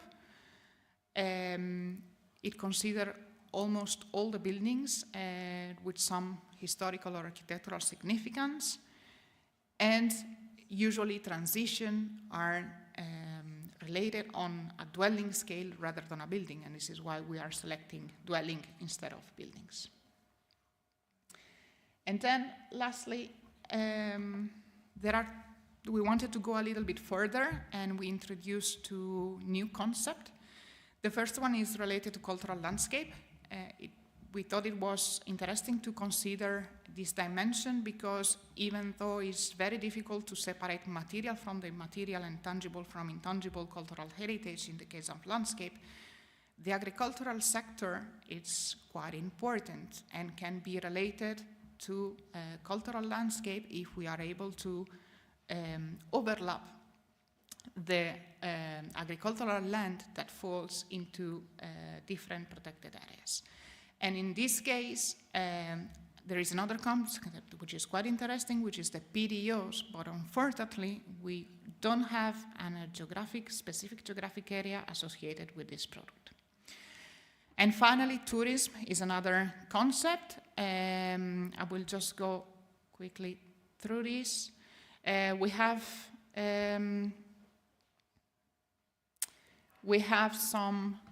used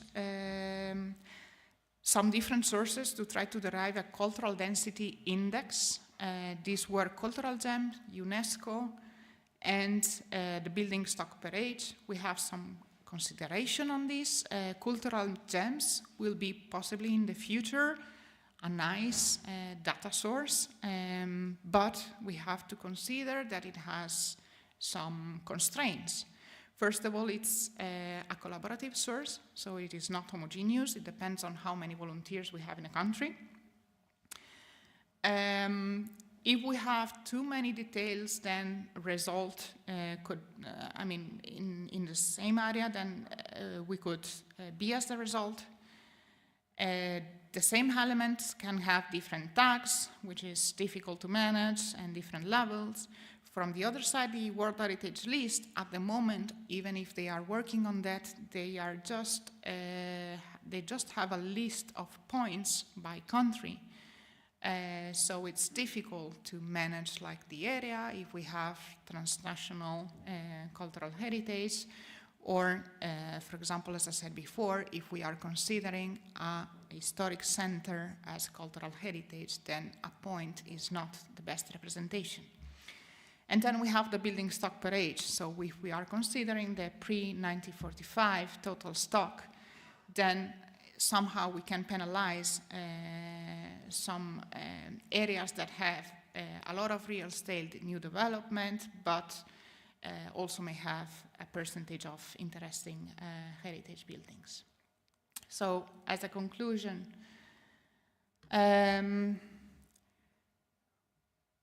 well, we have designed a methodology which can be applied among different countries. And what we need and what we see is that we need a database on the stock of the material cultural heritage. So we can facilitate the application of this method. We do understand that we need also a pilot application, because we have been developing the methodological framework, but we didn't apply it, so the next step will be to apply it. And it is true that some countries may have really specific characteristics that can be only addressed through national or regional expertise, which have a really deep knowledge on that. And then we have a complex scenarios of sources with different level of availability, ethics, and quality. So we do consider that there is an opportunity in processing and integrating all these data sources through geolocation, which is something that in cultural heritage is missing, and we see that could really enrich all these data. So the results of the project are available at the website of the Hermes Material Cultural Heritage Satellite account on the ESPON website. You are more than happy to go through the report, and thank you again for the opportunity. Grazie mille, or muchas gracias, should I say. Thank you so much. And we do have some questions who came through Slido platform. Thank you for your questions.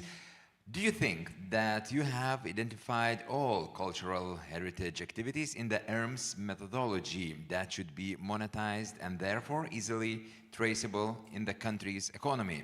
Or is this list incomplete and can be expanded?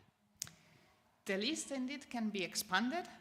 Actually, we already identified, I think almost all the activities are there, but we know that some of them cannot be, or at the moment, cannot be estimated. So in the report, we have included a complete list of activities that we do consider apply to material cultural heritage, but we already said that some of them might be very difficult to estimate. So hopefully in the future, we'll have new methods to identify, or maybe Eurostat will be happy to apply a new statistics system that is able to match a little bit more the industries that are related with the sector. So you're saying already in the future, so you do see continuation of this project, because the next question is about that. Do you see a continuation of this project? What kind of project or research should it be? Yes, I do see a continuation, and I think it's needed because this is a theoretical framework. We used data which are available at the European scale. We need to go further in details and check with countries, some countries. So if some member state would like to apply the method, we will be more than happy to support on this and start a satellite account, not only in culture, but specifically on the heritage, material cultural heritage sector. Okay, and let's talk a little bit about exception. How has the ERMS project has been received by the cultural heritage community or experts in your country? Have you already received their opinions or feedback? Yes, yes, we had, during the project, we had 2 consultations with different stakeholders. So the first part, the limitation of the sector, the cultural heritage expertise were very active, I have to say, and it was very difficult to finally get the right names to define the different function activities that are related to material cultural heritage. I am coming from the heritage sector, so people that are coming from the heritage sector knows that we like to speak a lot and we have to discuss a lot. So that the limitation was quite a huge challenge, but finally we agreed with also with the knowledge that we catch from the previous project. And then the second part, which was mainly related to estimation methods, was validated with stakeholders from Eurostat and from different member countries who participated, mainly statistical ministries as well as regional statistic office. See you during discussion. Ačiū mūsų pranešėjai, daktarė Alessandra Gandini. Dabar mes The presenter, Ms. Alessandra Gandini. Now we will have the break. Susitiksime 5 minutės iki 1. And we will meet 5 to 1. And once more, I'm reminding our offline viewers about the Slido QR code, where you are encouraged to raise your questions and also fill in the feedback about the presentations. If you do not have the possibility to scan the QR code, please use the Slido code instead. And we will continue in 1 hour. Thank you.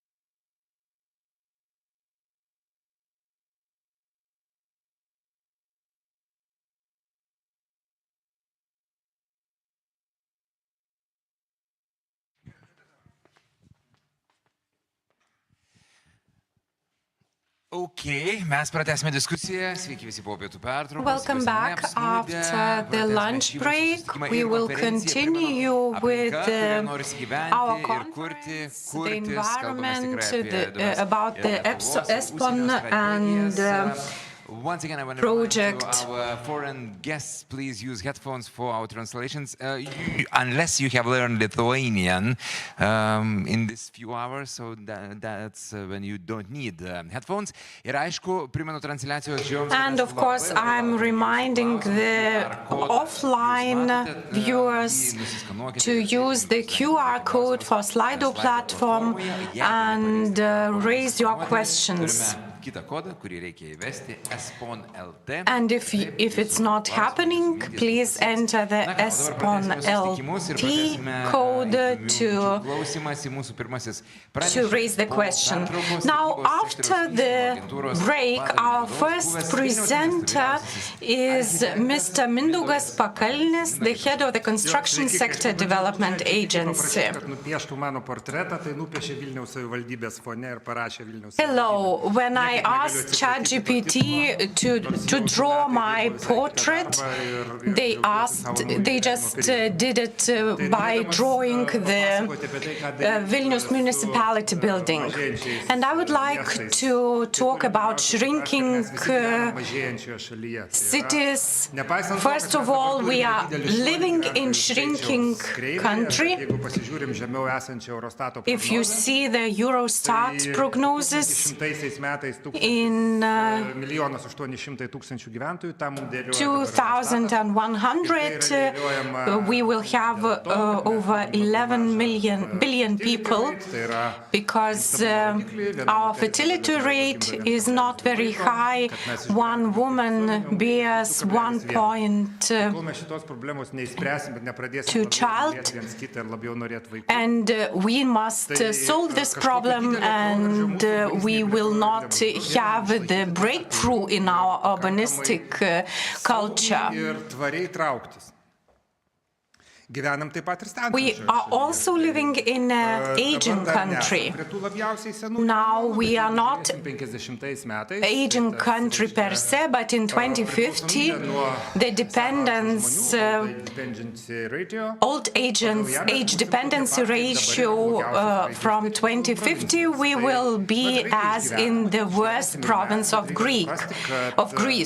Greeks are okay right now, but we must understand that we will be aging society and how to adapt our cities for the aging society and old age people, so that they can go to the city center with their elderly friends. And maybe less people will be driving scooters, but more people will be walking with sticks. Of course, when the country is shrinking, then the municipalities are shrinking as well. In most municipalities, the population decreased by 30 to 40%. And if we project the future based on the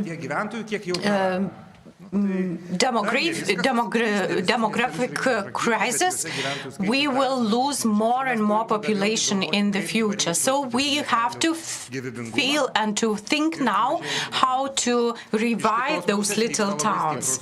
On the other hand, we have a very strong suburbanization processes. In green areas, you see the growing population numbers, in red areas otherwise. And in Vilnius, we see the growing developing center and the post-Soviet districts which are losing population. In Kaunas as well, the center of Kaunas in 2021, they are not reviving according to the data. Klaipėda also has suburbanization processes going on. And now in Klaipėda we have 3 major towns, and they lost their population, and they had suburban area in Gargždai, for example. The population is decreasing, and service recipient numbers are decreasing, and the city inhabitants moved to suburbs. Priekulė is a very small town near Klaipėda, and the city inhabitants are moving to former Soviet gardens area. Now, the general plan of Lithuania for 2030 is telling us that the shrinking and the aging country will continue to live, and we have several major cities which have to share services, cultural services, educational services, free time services, and so on, so that the entire region will remain viable. So we can talk about the Netherlands model, where the cities are interconnected with infrastructure, where, for example, in the Netherlands, they do not have any major cities, for example, as France with Paris or Latvia with Riga. Now, since our population is decreasing, the Lithuanian overall general plan shows that we have to be very compact. And first of all, before developing new territories, we have to use what already is available, and then to plan what territories are needed for us and how many territories are needed. And if we plan too much, we have to replan or deplan back to nature, so that more and more territories become green areas. For example, in Klaipėda district municipality, we have plans for 5 current cities of Klaipėda, and of course this plan will not be relevant until aliens come to the earth. Now, talking about population again, we must see now the flat line in Vilnius. The population in Vilnius shows that some people moved from the city. So before the 2008 crisis, Vilnius became very popular. After the crisis, inhabitants moved out, and later on, you see the green zone. Vilnius became very popular as a European industrial and cultural center, and migrants returned to Lithuania. And then, afterwards, the war in Ukraine, and migrants also came, or refugees came to Vilnius.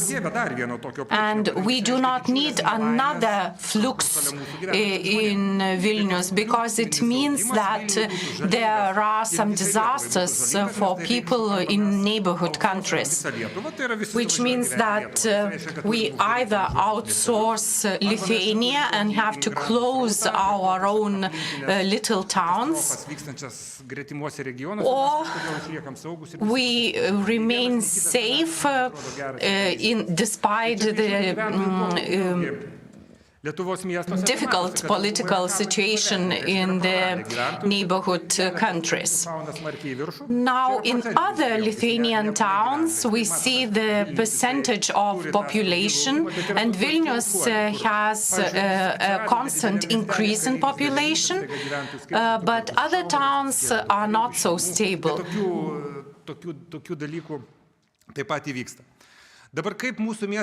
Now, how our towns and cities are competent and how they attract people to come. The quality of life in the city is related with the public spaces, public structures and infrastructures, and based on the use of the city available to all inhabitants are streets, square, green square, parks, and private yards and community yards or areas.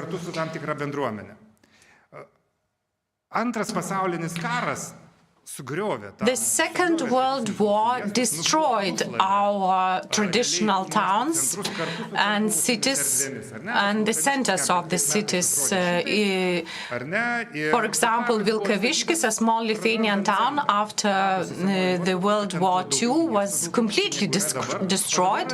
And now we see only the block of flats in different spaces without creating any urbanistic infrastructure or available areas.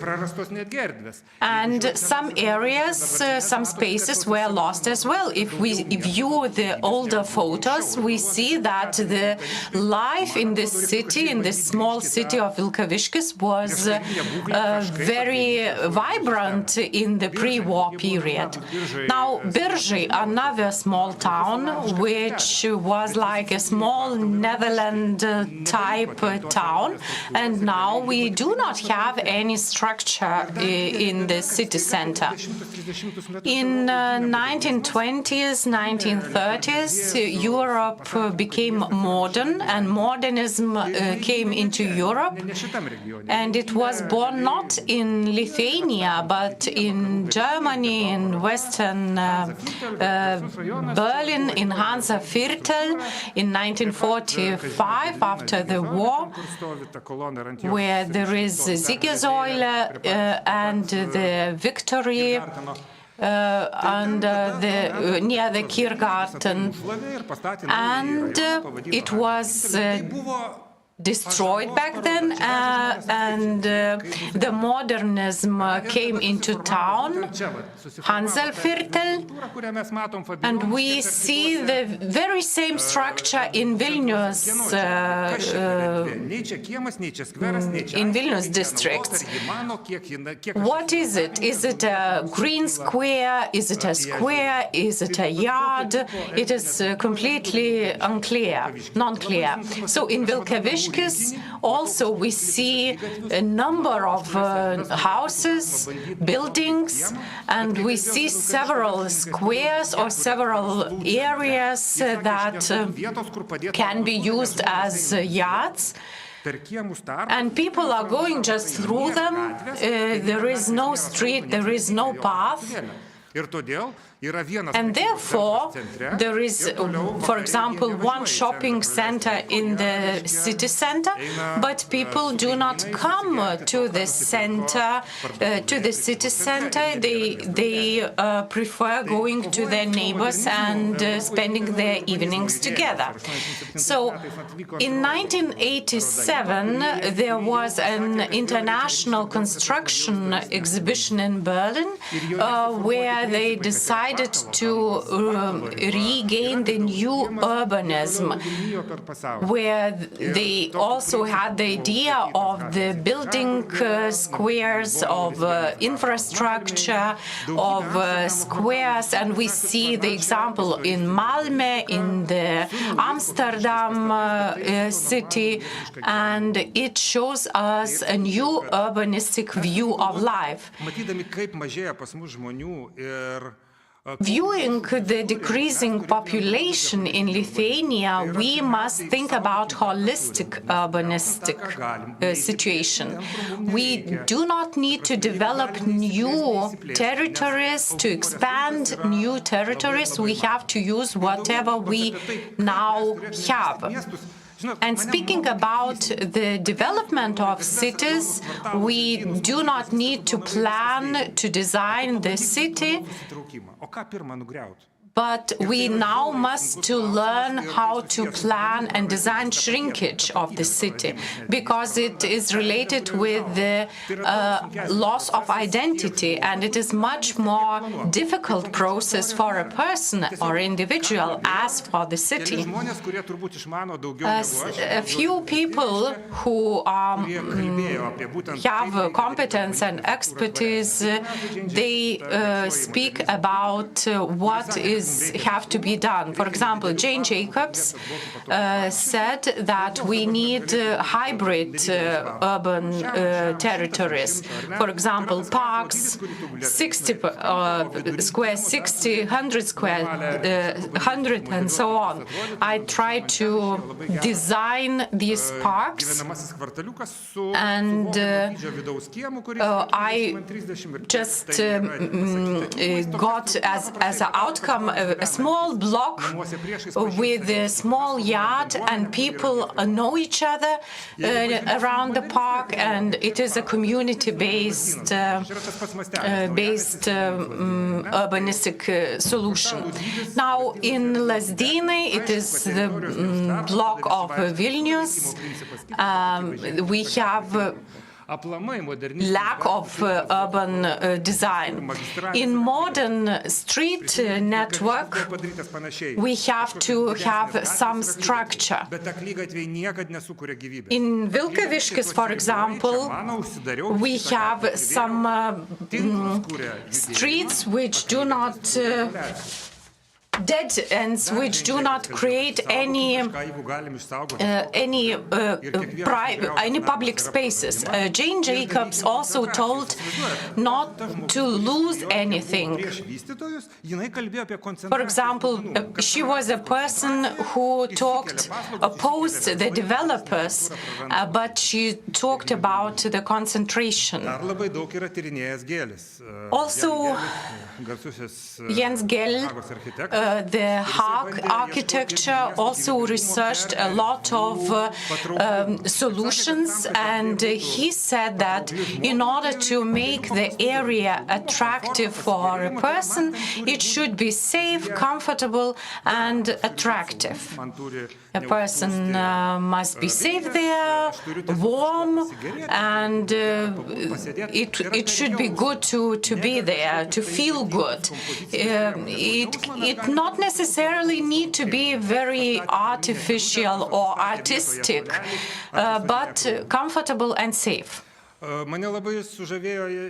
was also fascinated by the soft edges theory by Jan Gell, which was created when he was working in Australia, and he tried to make the solution so that a person can feel as of preventing or avoiding sharp edges.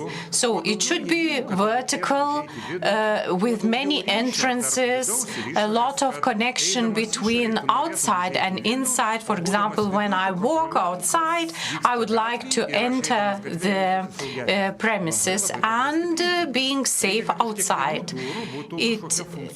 Soft edges must be related to the functional variety. For example, like in Paupys in Vilnius, there are a lot of attractive places there where people can spend their time, pastime, and it creates the scenario of the city. And these are the soft measures, soft instruments where people can feel comfortable.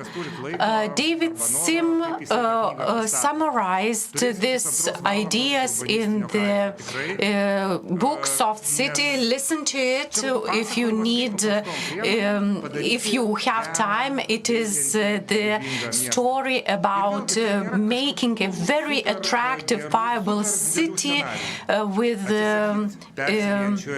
not too difficult instruments or tools. For example, from open space to enclosure.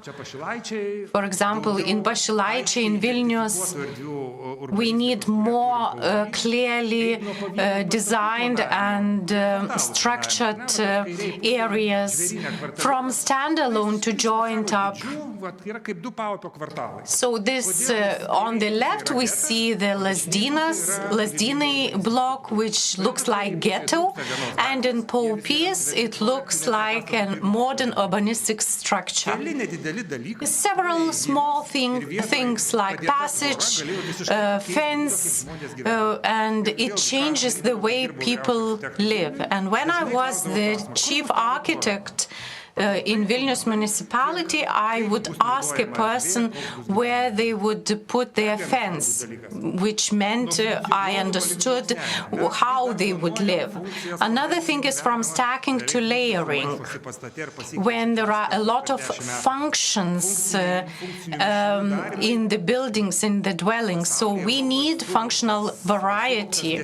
It is a global solution which still remains a debate topic in Lithuania. Another important thing is from close to active ground floors. I experienced this in Vilnius when we had to change the tradition that people are coming into the garage, into underground garage, and going to the apartment on the ground floor, on the first floor. And people saw that these buildings are very convenient, and we also had services around them, and there are a lot of minor businesses in these buildings. So the vision for the compact city center is not necessarily have to be a Dubai example. It can be a very simple, very ordinary block where we have common areas, spaces, where we can have different services and sales on the ground floors. We can have also solar panels, and of course not everything can be accomplished with our legislative system, but we can make, for example, a common yard between the buildings. Although we do not have the permission to have the common parking.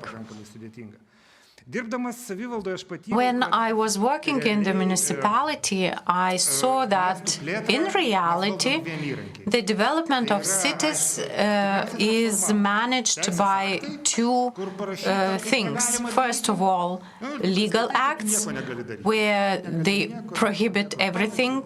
We can't do that and that and that.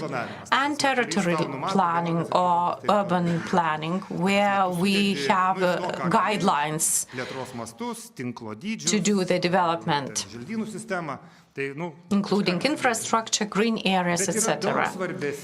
But there are more important informal regulations, which not necessarily limit, but also encourage us to do development. And I must say it very clearly, we cannot make breakthrough through limiting or prohibiting, but by encouraging services and businesses to be opened on the ground floors, for example. Then we must encourage people not to park on the ground, but underground, and this can be done through the changing legal acts.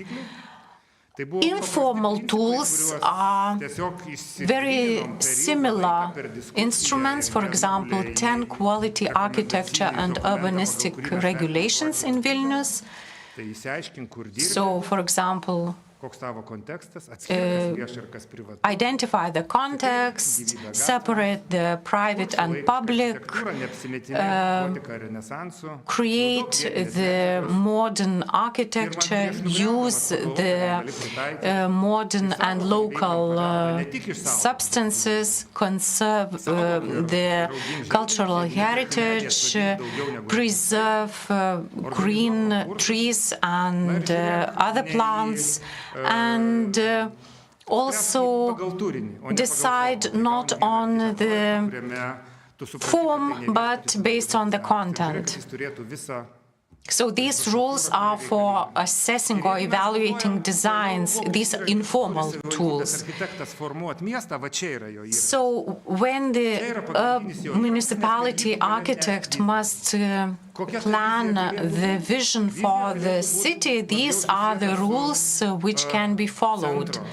And the vision can focus on the revitalizing the center of the city, where there are a lot of services, where people can come in and have some pastime.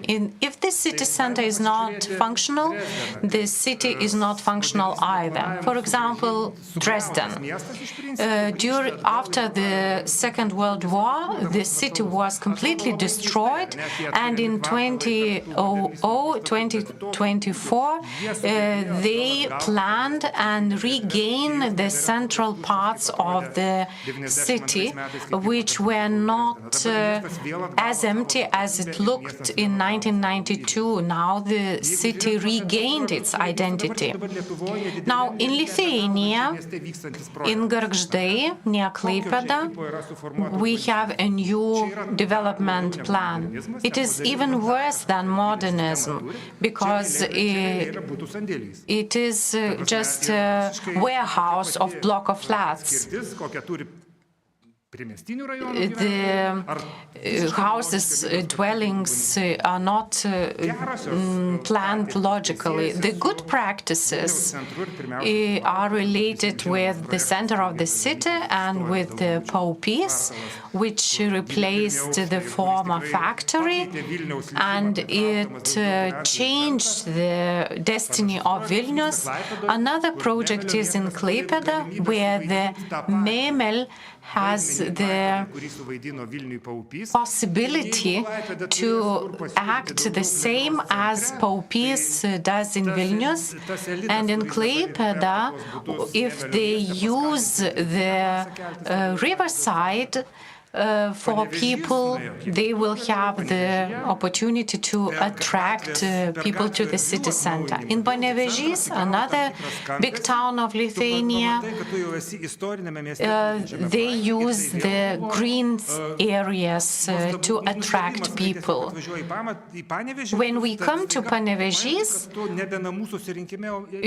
you feel that this area, this common area, shows that we are in the city center.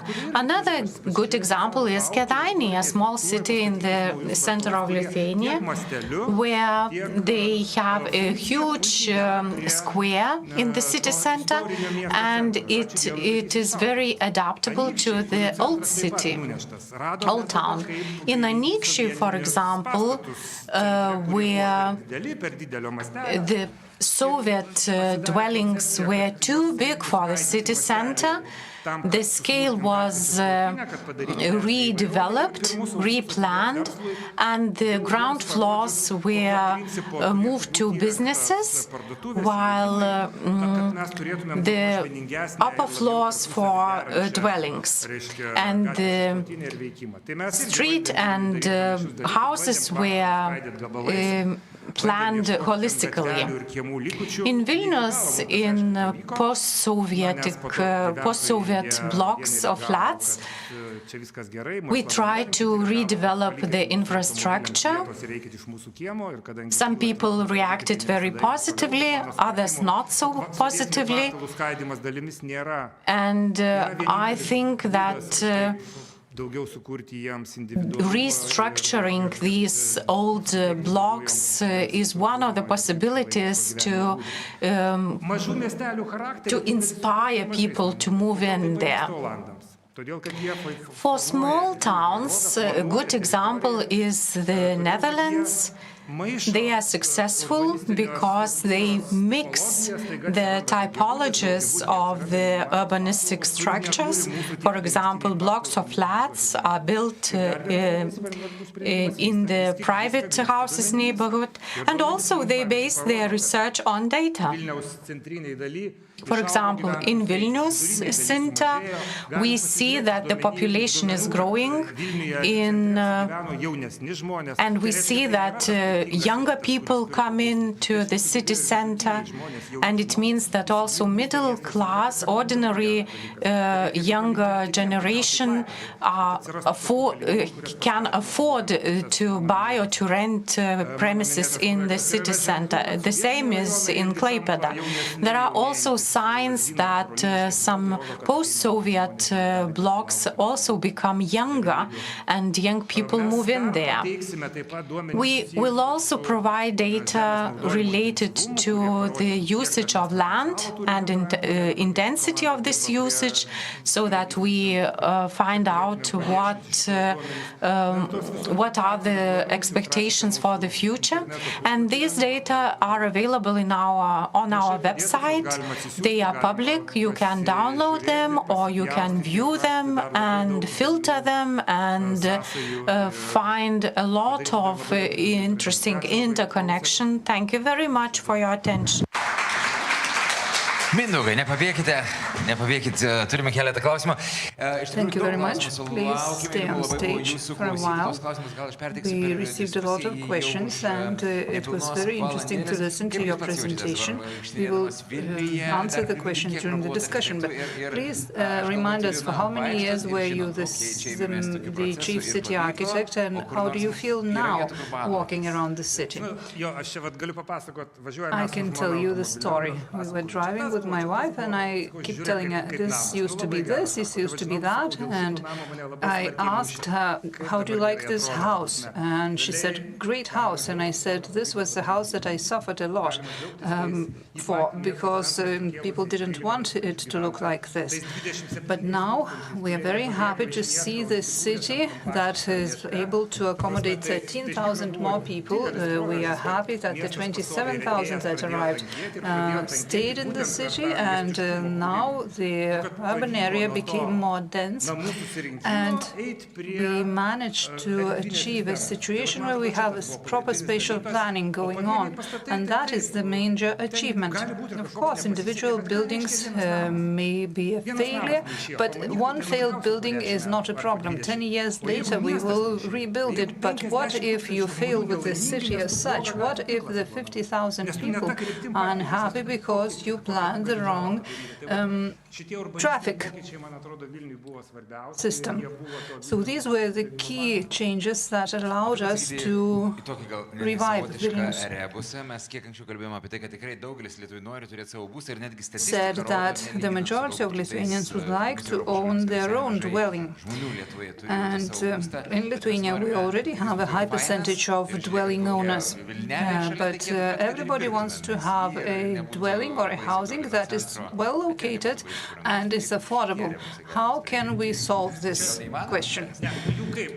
Is it possible to solve it? Well, I would say that it is not quite possible to solve it with little money and in a short period of time. But the recent Eurostat survey shows that Vilnius inhabitants are happy to boast that they are able to purchase what they want for the price that they want. And we looked really good in the region. After the recent crisis and the recent upsurge in the prices, the affordability of housing decreased drastically. But this used to be the case recently. Our Popis district shows that it is good to live in the city center. We can also offer other residential areas with better housing, and this attracts people. Now people see that it's not only the rich who can buy a flat near the river. Also middle-class families can do that.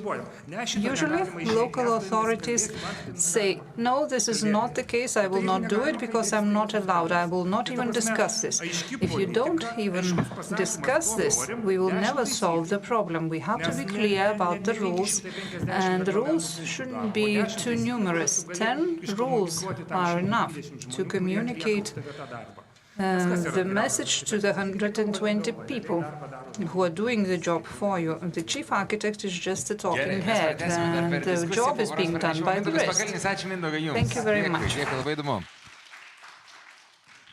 Na ką, o dabar grįžkime prie užsienio svečių ir Coming back to our guests from abroad, and I'm now inviting Ulla Hidman, professor from the University of Finland, Norway. She will be speaking about rural plan, about innovative planning in shrinking societies, and about rural planning and innovation lab. Thank you so much for inviting me. It provided an excellent opportunity to come to Lithuania and to Vilnius, which I'm very pleased for. The task this afternoon is to tell you about the ESPON targeted analysis, rural plan, and more precisely, the innovative planning in shrinking societies.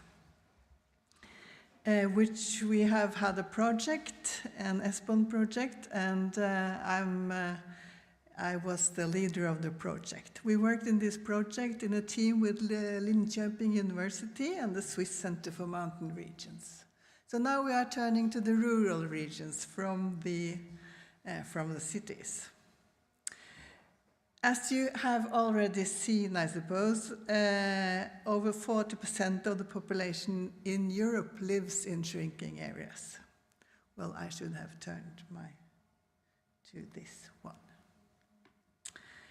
This especially impacts rural regions where natural population decline and continuing urbanization, as you have seen, are expected to accelerate even more in shrinking areas. Policy challenges like labor market shortages, fiscal sustainability, infrastructure provision, and access to services follow by this development. For many rural governments, the combination of population decline, aging population, low population density, and expecting a reduction in economic activity presents complex and novel challenges for municipalities to fulfill their roles, both as community developers and service providers. In this situation, local planning is crucial to deal with these challenges and to find necessary and innovative strategies and solutions.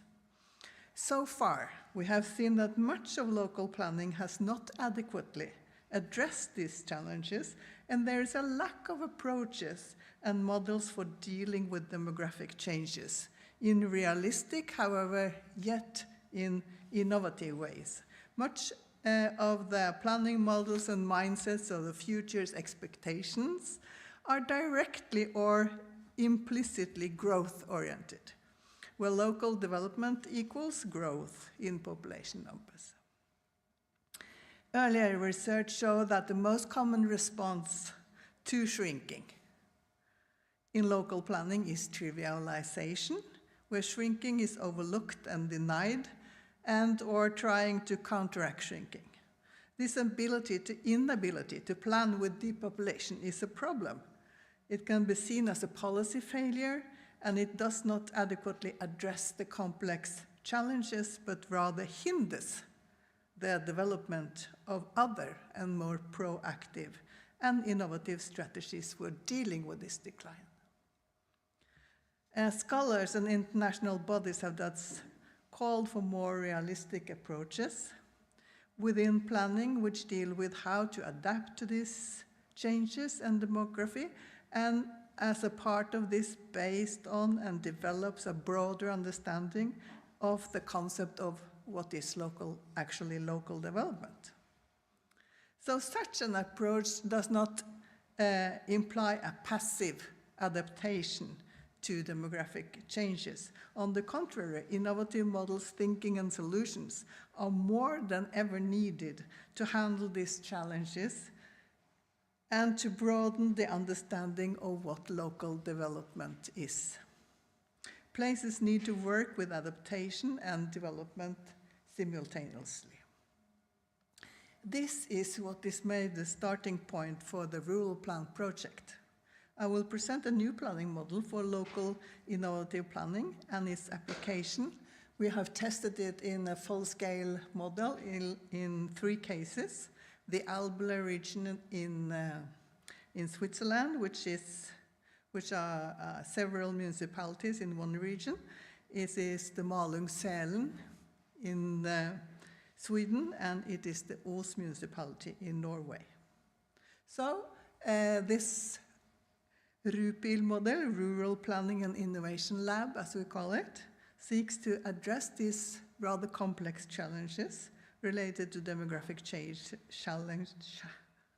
challenges, and not to trivialize them, and to stimulate innovative strategies and solutions, as well as a broader understanding of objectives for the development.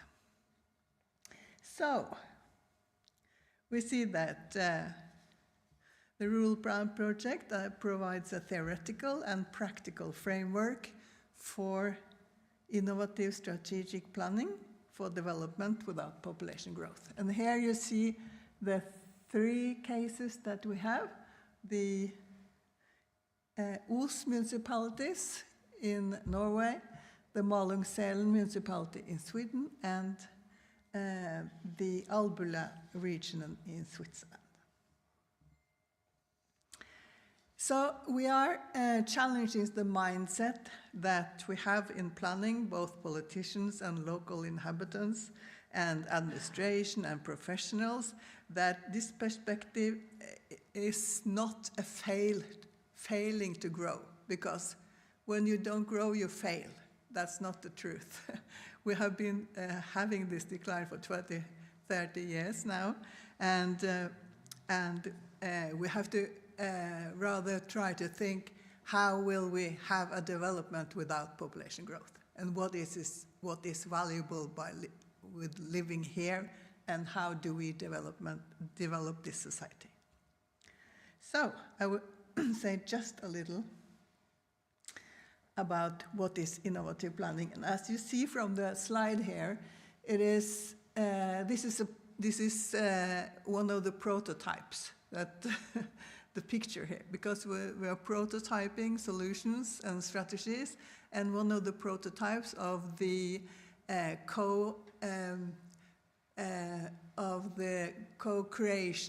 co-creation municipalities is the picture on the left here.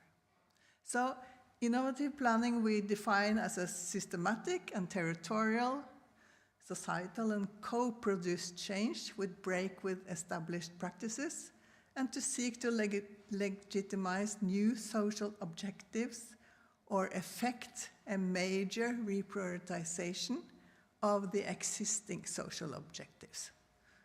No more, no less. So it is, and innovation is not that have this happened before or something like that. And innovation doesn't need to be entirely new in the world, but it's important where the innovation happens. So that means that the idea of borrowing or becoming inspired by ideas and subsequently adapting them to new contexts is evidence of innovation. And innovation have the potential to both succeed as well as fail. So this element of succeed and fail is what differs innovation from development work, for example. Innovations are most often created through collaboration between diverse actors, and the output is co-produced. Now I shall say a bit about this Rural Planning and Innovation Lab, which I shall give a short demonstration of afterwards. The Rural Planning and Innovation Lab is organized to achieve the following purposes: to engage societal actors in planning, to mobilize more resources for development.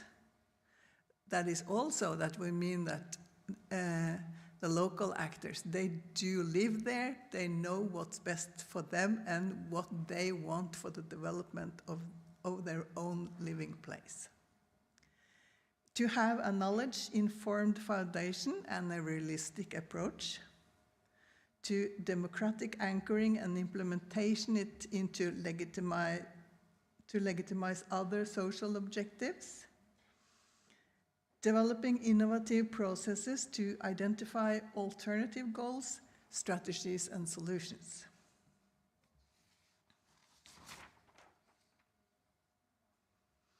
I have both a digital and an old-fashioned way of my manuscript. So, this is how the model looks like. The model consists of 6 phases, as you see on the slide, and I will present each phase rather shortly. The first one, if you see the strategic planning context here, it is the strategic overall planning context that this fits best into this Rural Planning and Innovation Lab. For example, the master plan of a municipality or a region. So the first phase is a thematic contextual orientation. The model for the innovation process in the lab is generic. It could fit in different contexts. In its description of the wicked problem and the exploration of the problem, the model is contextualized to the actual site and adapted to the specific challenges in these shrinking areas. Quantitative data was used to describe the challenges specifically to the actual shrinking areas in the 3 cases. Based on how we describe the problem, the RUPIL participants will decide which problem or challenges to explore further. It is important to say that citizens, local businesses, NGOs, and the scientific community are invited to participate in this planning process at all phases, in addition to the local politicians and the administration. Phase 2 is exploring the problem. Here, the aim is to gain a deeper and more nuanced understanding of the problem, associated challenges, which contributes to establishing a shared understanding of how the challenges at hand can be linked to the strategic planning. Quantitative and qualitative data is presented to explore the problem. Phase 3, concentrate on gathering insights, concentrate on gathering further knowledge about the challenges we seek to handle.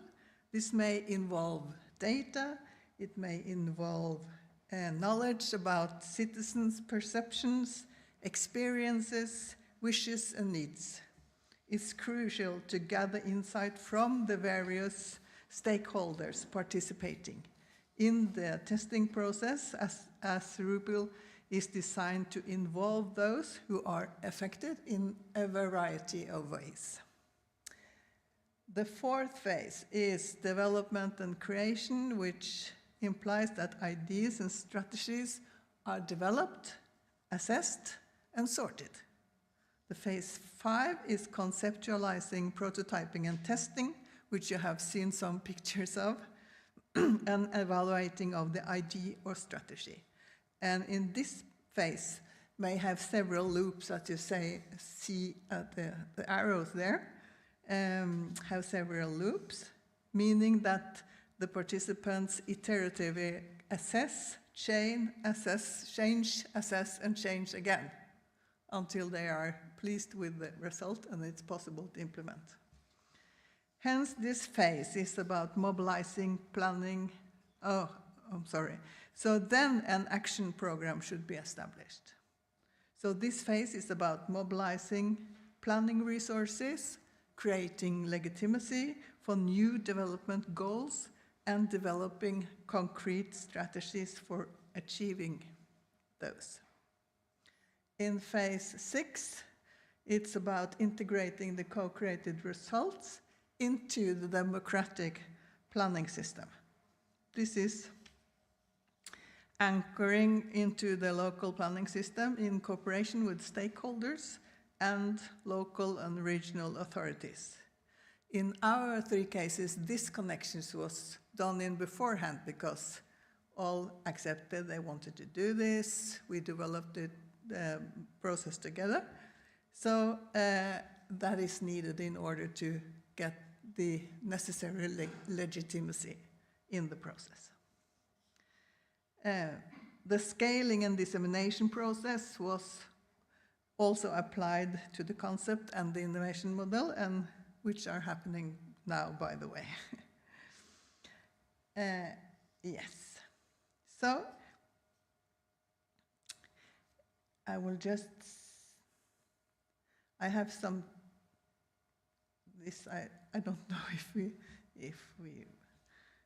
have time for it, but the conclusions is that the RUPL stands as an innovative form of planning, facilitating participatory and innovative local and regional approaches, which are capable to deal with complex demographic challenges through strategic master planning founded upon a realistic approach.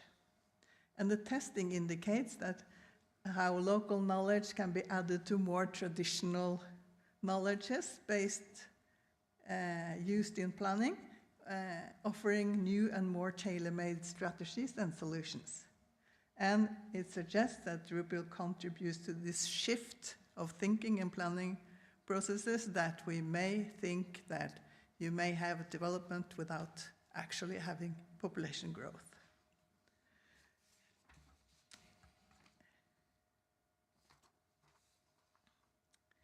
So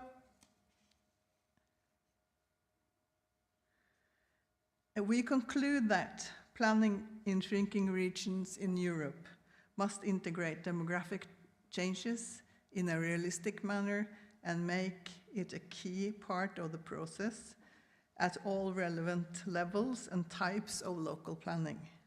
It is important to acknowledge the difficulties or the conflicts that population decline brings, for example, connected with changes in the location of schools and other services, in prioritization between measures directed, for example, at young versus elderly people.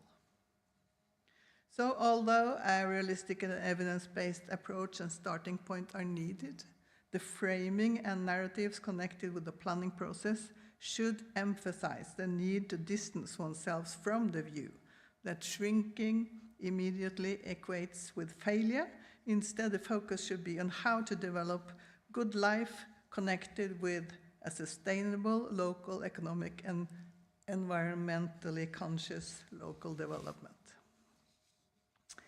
And now I shall switch over to another set of slides, which I may have some help with.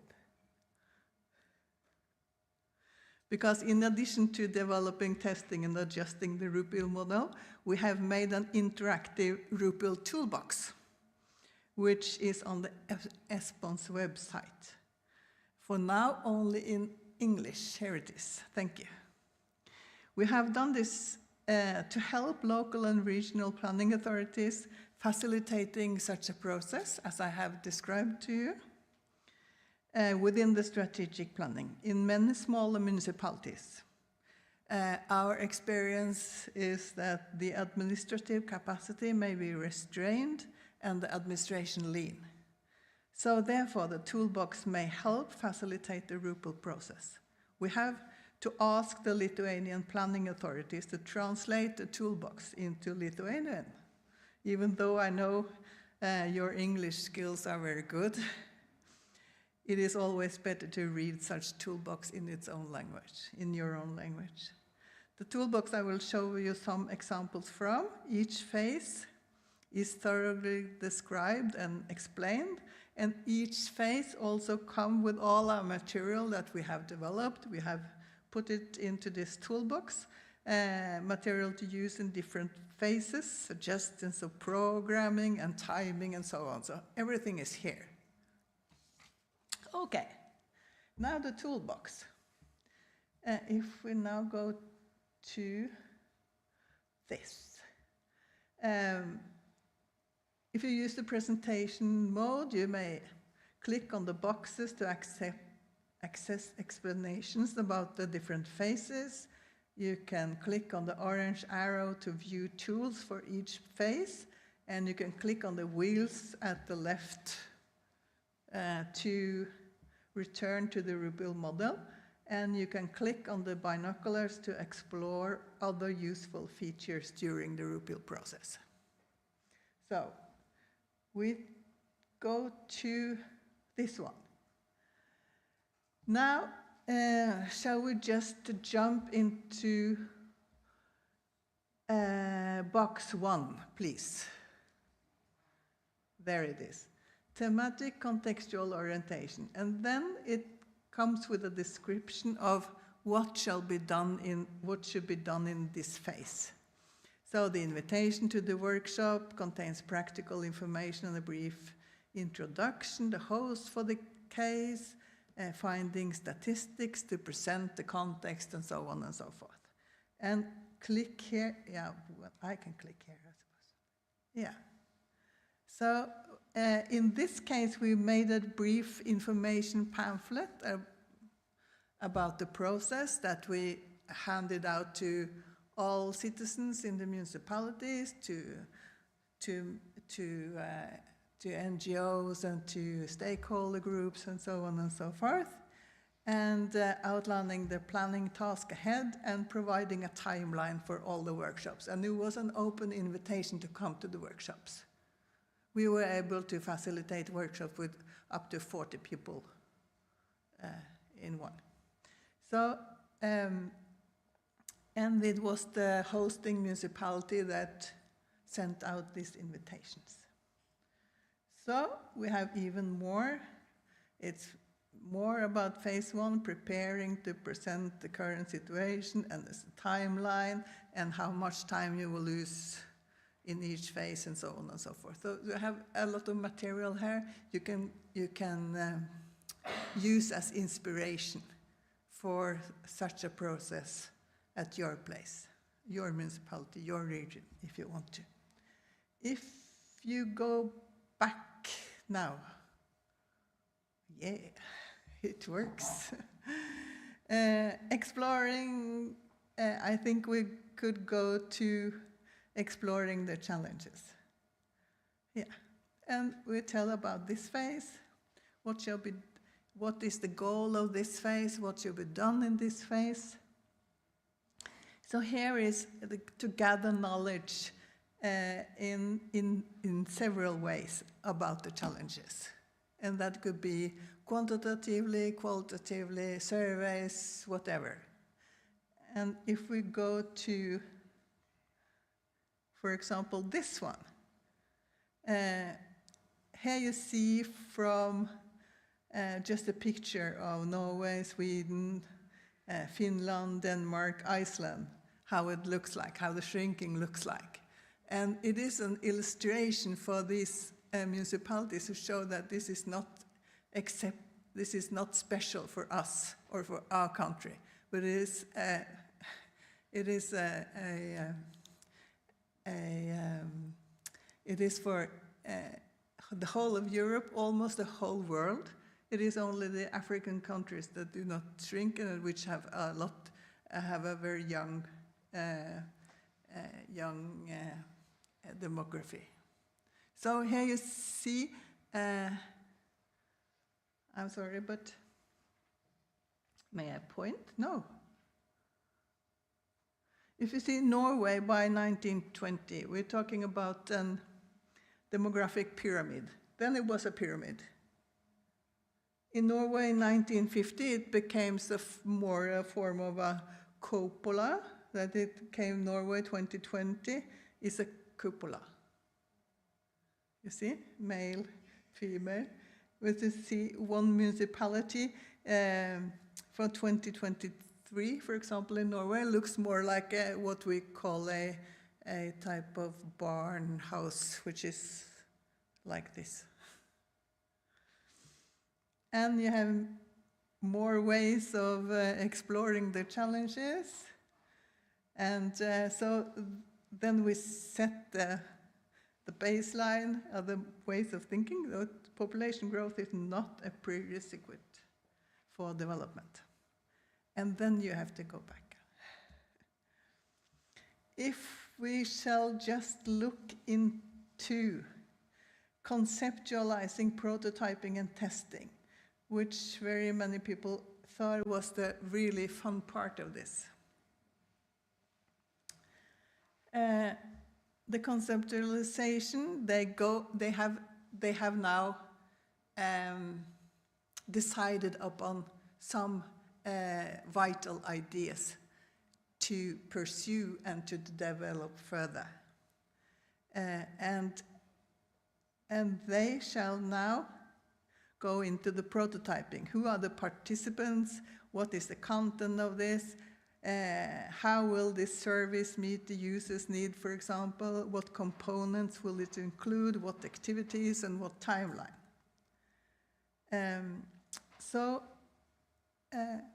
There are several ways of prototyping.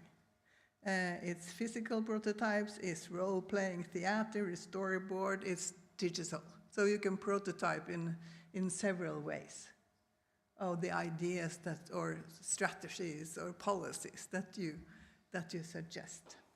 So here are some examples of prototyping.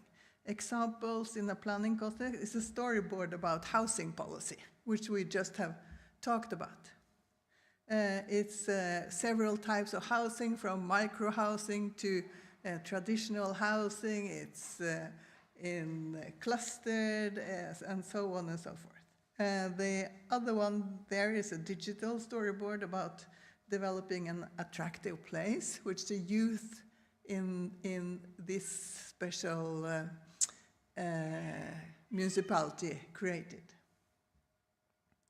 And here you see a physical prototype about meeting places, which illustrates what sort of meeting places, what sort of housing, how it should look. And then they present it, and you come, but what do you mean about this? Is this going to work? And then they have to change it perhaps and make it better, and so on and so forth. And the prototype to the right is about the Regional Youth Council. And here is prototyping a role play about seniors and healthcare services. This strategy is called senior power. Okay, then we go back.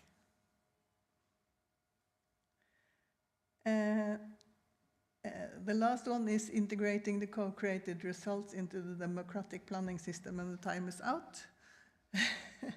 But it's what should be done in this phase and so on, and examples and ideas open for you to use. Thank you. I hope you found it interesting. Thank you so much. Sorry, we have received a few questions, but because lack of time, these questions will be asked during our discussion in 20-30 minutes. Mėlyje, jūsų klausimus užduosime po 20-30 minučių, kai prasidės diskusija. Tik noriu pasakyti visiems esantiems čia. To say that Ulla told about Drupal Toolbox and plan has already been translated into Lithuanian, and these projects you can find on the ESPON page on the website of Ministry of Environment in Lithuania. So another presentation is by Guoda Bardauskaitė Miloš about creating life outside the city, the experience of the community forest harbor. Hello, my presentation, the last presentation will summarize perfectly what have been already said. I am a simple, ordinary person who will tell you bottom up what is happening when a person goes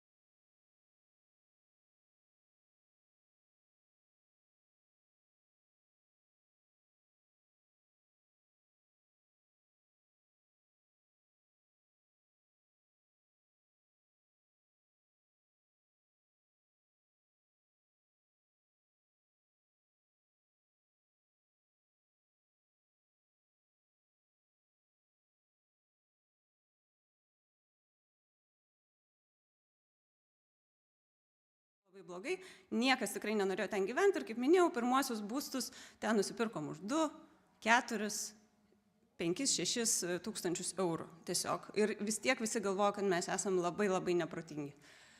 Taip, su kiekvienu nauju žmogum atsirasdavo kažkokios naujo įdomumo, naujų istorijų.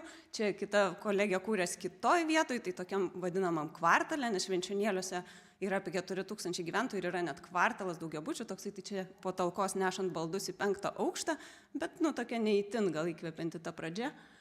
Ir taip sėdėdavom ant bėgių ir žvelgdavom į perspektyvą miestelio, kaimelio ir galvodavom, kaip čia galėtų būti, kaip čia viskas fainai galėtų būti. Ir aišku, tuo metu buvom keisti net patys savo ir tikrai mažai kas mumis tikėjo, visi klausė, kada važiuosit atgal į miestą, nes, kaip minėjau, aš esu iš Kauno kilus, mano bičiuliai iš Vilniaus ir kitų miestų. Bet mes neišvažiavom ir toliau atkakliai siekėm tikslų. Tai pradėjom tokius visuomeninius renginius daryti, kurie prasidėjo nuo miško kino, tai kabinom paklodės ant sienų ir žodžiu, rodėm žmonėms filmus, pakviesdavom per Facebooką, susirinkdavo maždaug, atvažiuodavo kokie 10 žmonių traukinių iš Vilniaus ir atydavo kokie 2 iš Švenčionėlių. O štai dabar, kas vyksta Švenčionėliuose. Tai, kaip minėjau, aš čia esu 8 metus ir čia yra tiesiog iš renginio praeitais metais. Dabar į renginius mūsų ateina apie porą šimtų žmonių ir esam oficialiai įkūrę bendruomenę Miško uostas. Truputį pakomentuosiu, kodėl mes neišvažiavom atgal į miestą ir kokie vis tik tie gyvenimo kokybės pokyčiai mus ištiko.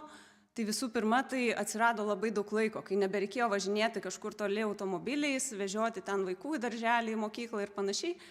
Vaikų dar tuo metu neturėjom, bet vėliau tai vertinom ir apskritai toks atrodo, kad labai atsirado daug laiko vienas kitam ir tiesiog kažkokiems pokalbėms, buvimui, darimui, tai, ką iš tikrųjų iš vidaus nori daryti, o ne tai, kad yra šį vakarą 5 renginiai, man būtinai reikia nueiti ir ten suspėti.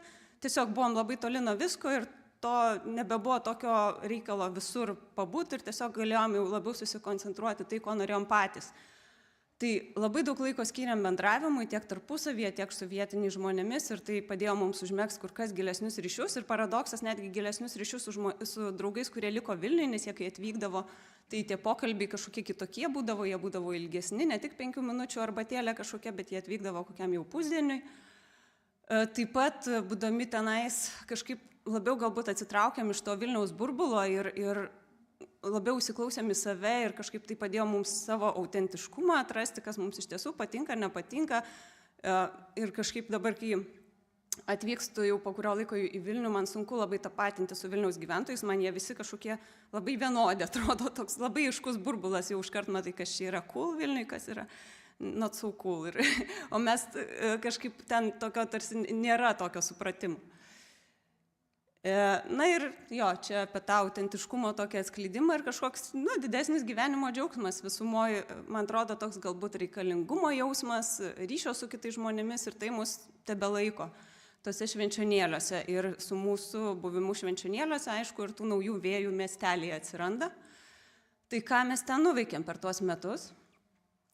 Tai atradom visokių fainų erdvių tiek pačiame miestelį, tiek aplinkui ir tas erdves parodėm ir atvykusiems miestiečiams, mūsų draugams, bet lygiai taip pat padėjom tas erdves kažkaip naujai pamatyti ir pačių švenčionėlių gyventojams.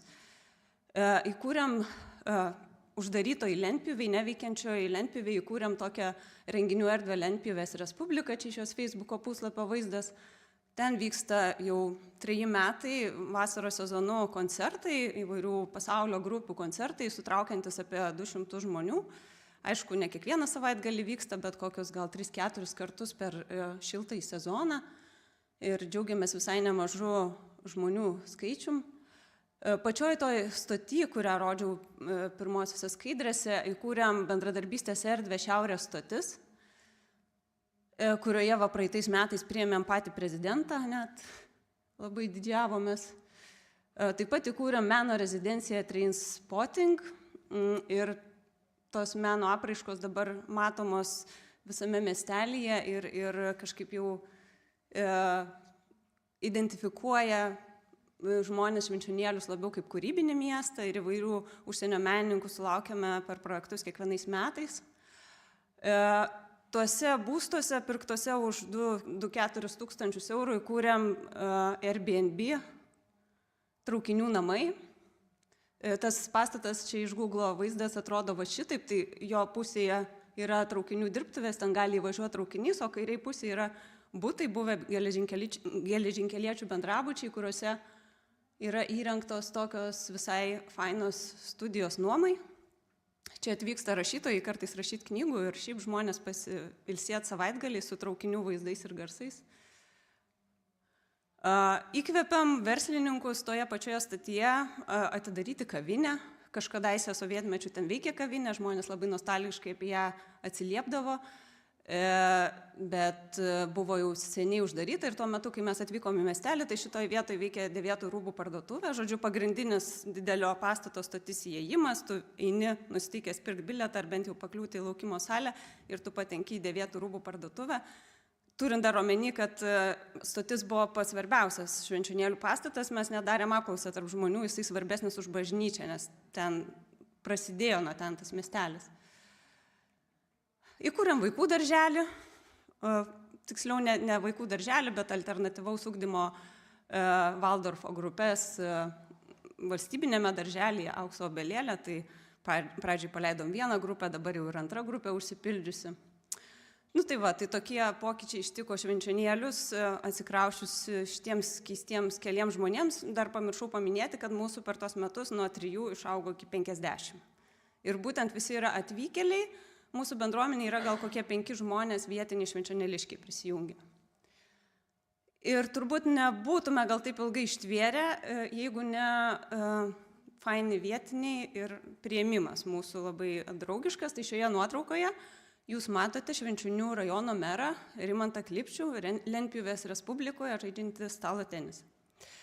Ir pradžioje, aišku, savivaldybė į mus žiūrėjo kaip į tokius naivius vaikus, gražių svajonių prisisvajojusius, bet kai tapo tos svajonės vizijos darbais ir kai mes tai gyvendinom iš savo iniciatyvos, iš savo lėšų, savo laisvų laikų ir panašiai, tai kažkaip pradėjo ir savivaldybė žiūrėti mus kaip į tokius labai, kaip savotiškus gal, bet gal ir visai patikimus partnerius. Ir šiuo metu mes su savivaldybė, kaip ir galim sakyti, partneriaujam tokiam projekte, kuris sukasi aplink šitą pastatą, tai yra siaurųjų traukinių depas, vienas iš įdomiausių pastatų Švenčionėliuose ir dėja, kaip matot, siaubingos būklės. Jisai dar neseniai visai nebuvo kultūros pavelde, dabar jau įpaveldintas ir jisai priklausė privačiam savininkui, mes labai natūraliai turėjom baimę, kad tas savininkas gali tiesiog sugalvoti tą pastatą nugriauti. Ir kad to nenutiktų, žodžiu, mes savivaldybei pasiūlėm, kad Švenčionėliai galėtų būti kūrybinių industrijų centras, kadangi supratom, kad tokius kūrybingus žmonės jie traukia ir kad iš šito pastato galbūt galėtų būti kūrybinių industrijų depas ir sukurti ten įvairias kūrybinės erdves. Tai čia yra ten tokių 11 garažų, kur anksčiau įvažiuodavo traukinys remontui. Tai sugalvojom, kad ten gali būti skirti skirtingoms meno erdvėms, ten fotografija, skulptūra ir IT taip pat. Ir, žodžiu, kūrybinių industrijų sektorius tai nėra vien tik tais menas, tai mūsų tikslas, kad susitiktų žmonės tose švenčionėliuose ir tiek ir IT sektorius, kaip minėjau, tiek ir tie kūrybininkai, kurie rankomis dirba ir kažką kurtų kartu. Ir labai džiugu, kad mūsų Švenčionių rajono meras, eidamas į paskutinį kartą į rinkimus, šitą mūsų pasiūlytą strategiją priėmė švenčionėliams kaip savo strategiją. Jis buvo išrinktas ir dabar savivaldybė įsigijo jau šitą pastatą ir mano žiniomis parašė projektą ir gavo finansavimą įrengti tą kūrybinių industrijų centrą. Tai dabar tai turi įvykti keletą metų bėgyje, bet kadangi tas pastatas ir tas procesas yra ne mano žinioje, tai negaliu tiksliau apie tai pakomentuoti. Tačiau mes kaip bendruomenė jaučiamės tokie kaip savivaldybės partneriai, gal nesam įsiteisinę to labai oficialiai, bet mūsų dėka Švenčionėlius girdi žmonės kaip tą kūrybinį miestą ir ten atvyksta nuolat srautas tų menininkų įvairių, tiek per mūsų rezidencijos veiklas. Ir tiesiog tikimės, kad galbūt padėsime, kai jau ta kietoji dalis atsiras savo vietoje, užpildyti tą visą nemažą pastatą. Tai čia viena iš pirmųjų iniciatyvų buvo mūsų bendra talka su savivaldybės žmonėmis, su kultūros centro žmonėmis ir tiesiog aptvarkėm to pastato aplinką. Ten jis buvo taip krūmais apžėlęs, kad jis net praktiškai nesimatė. Tai ten iškirto krūmus, išnešėm šiukšlės, kurių ten buvo prikaupta per metų daug ir dabar vilėmės, kad netrukus vaizdas pasikeis. Tai gražios nuotraukos neturėsiu po šitų. Na ir žinoma, mes kaip bendruomenė vykdami susiduriam su visokiais iššūkiais ir šiek tiek apie juos pakomentuosiu, nes dažnai, kai pasakoju šitas miško uosto istorijas, tai daugam skamba kažkaip utopiškai, oi, kaip čia jums faina, kaip visą ką. Nu, tai ir faina, ir nefaina, kaip ir visų gyvenime, tai visko pas mus irgi būna, atsiprašau. Tai vienas iš iššūkių tai yra pritraukti vietinius žmonės į renginius. And one of them is attracting locals to the events. We hoped at first that we would bring culture into Švenčionėlį and everyone would be happy. But nobody was happy at first. No one was interested in our activities. And then we changed our mindset and just did what we wanted. And whether they want or not, they would come or not. And one of our events, we see that some locals were coming. And some locals would come to the concerts, which were more available for them and understandable for them than the artistic events. And we are very delighted that we managed to get the audience to the concert. But sometimes, of course, we are thinking, why would we do this all if nobody cares? Another important issue is the interrelationship with other people, because community is not a legal subject, but a very complex social mechanism. And we've grown from 3 to 50 people who joined our community. And some more people, local people, are also want to join our community, and it is very difficult to maintain sustainable, continuous relationship with people or between people. And being in the center of the community, we feel responsibility to attract and engage everyone. So there are a lot of personal challenges as well. And I've also spoke about it during break. There is also an aspect that when you move away from the city, we feel as refugees. But people who run from something, they usually run from themselves. But if a person is not happy in Vilnius, then they will not be happy also in Švenčionėlį. Sooner or later, it is clear why a person has moved from a city, and sometimes those so-called refugees are not the easiest company to work with. Another challenge is burnout or fatigue. We have to organize all the processes so that after party people stay and help us clean. And our strength lies in our community. When a person is tired, then they can go on vacation and others would take their place in the community.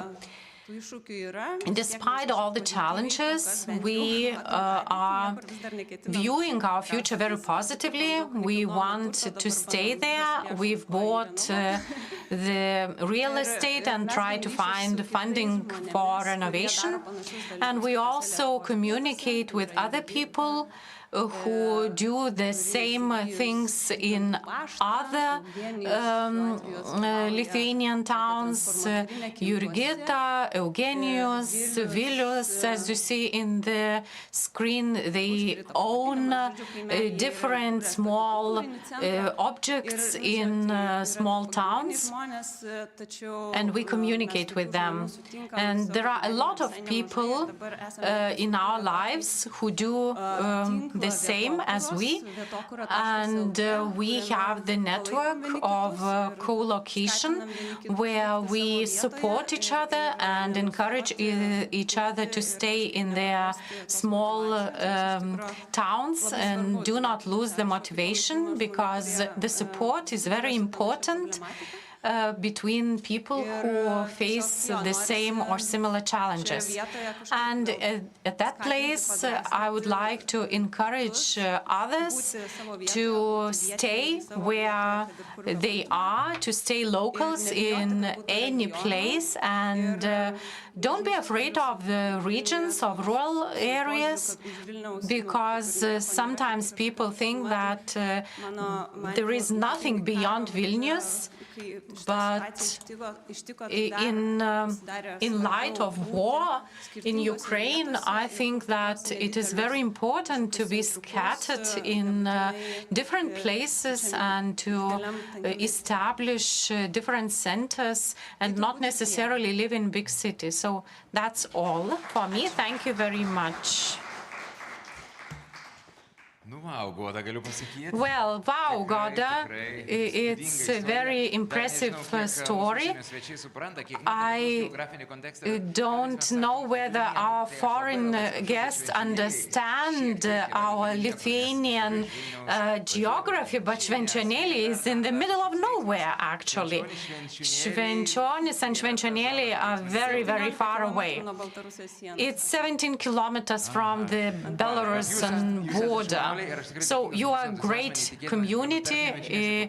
I'm living between Nemenčinė and Pabradė, and I will come to you for a visit. Now I invite all the guests to the panel discussions. I invite Dr. Selim Banabak from Vienna, Austria. Because we'll be talking in Lithuanian, I'm not sure will you be able to understand everything, so headphones might be very useful. Klaipėdos universiteto tyrėjas, Dr. Tadas Šarūnas. Yes, now Dr. Tadas Šarūnas also, please come join us. Alessandra Gandini from Technalia Research Institute. Taip pat Mindaugai, jūs dar su mumis Mindaugas also will join us. And Ulla, victim from Norway. Please welcome. Lithuanian, so I see everyone has headphones. That's very, very cool.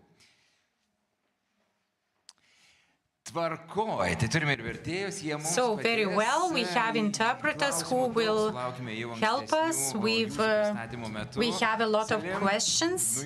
Selim, I will start from you. Listen to your presentation in the morning. What did you hear today? In addition to what you said yourself, what kind of additional ideas did you get and learn about Lithuania? Well, I heard a lot of new things about Lithuania. Since I have to be honest, I've never been here. I've basically had some time to prepare on the flight to read some details about the housing policy landscape and so on and so forth. So to kind of visually see and also hear now those inputs, I indeed realized that a lot of stuff I only heard theoretically about the housing challenges and so on and so forth is it really manifested itself and is quite different from the context I personally know. So the housing challenges with regard to like the renovation challenges and so on and so forth, and also this like situation on the countryside is I think quite interesting and also a big challenge to transfer the learnings we might have from, let's say, the Austrian context or Central European context in terms of policies and so on. Yeah. Guoda, dar aš prie jūsų iš karto norėčiau sugrįžti, nes tas paskutinis pranešimas visada, ko gero, labiausiai įstringa. Jūs, aišku, savo pranešime kažkiek paminėjot, bet gal galit dar pasikartoti ar You mentioned that, but maybe you can repeat it or expand a bit on that again. Your initiative to make Švenčionėliai more active than before. Change the situation locally. What changed as a result? The prices of housing changed. Maybe the locals hate you now because you attracted too many tourists. Well, I hope that the locals will not protest against us because we are becoming better friends with time. We had people moving to Švenčionėliai, of course, but they are not that numerous. We know them all personally, because usually those people who move into Švenčionėliai, they move because of our initiative, and we know them all. But still, the trend is that people are leaving, locals are leaving, and Švenčionėliai was one of the local areas where the population is shrinking, and we haven't managed to reverse that trend. Of course, we can change the spirit of the local site. Švenčionėliai suffered a lot during a certain period in history. People lost their jobs, people were disappointed because the situation, the emotional situation, was getting worse and worse. So I think that now we managed to stabilize the emotional situation. Now people feel better. Locals too. And what concerns the housing prices, of course, the pandemic and the inflation had their toll on the pricing, and we as a community, we do not track our impact on the pricing because we do not have the tools for that. But people, local people, say that they do not remember the times when the pricing of housing was bigger than that in the neighboring bigger town. And our community might have influenced that. So Švenčionėliai always compared themselves against Švenčionys, which is a neighboring bigger town. And now their prices are lower than with you. When you mentioned the price, the 4,000 or 5,000 euros, was it per square meter? No, it was per unit, per flat.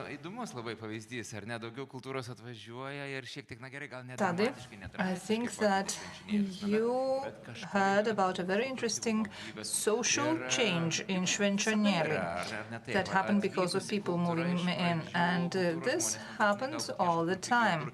At first, people are looking for a cheaper place to stay, but at the same time, they also bring their own culture with them. So maybe Užupis or some lofts in Vilnius could also serve as a similar example. Yes, of course.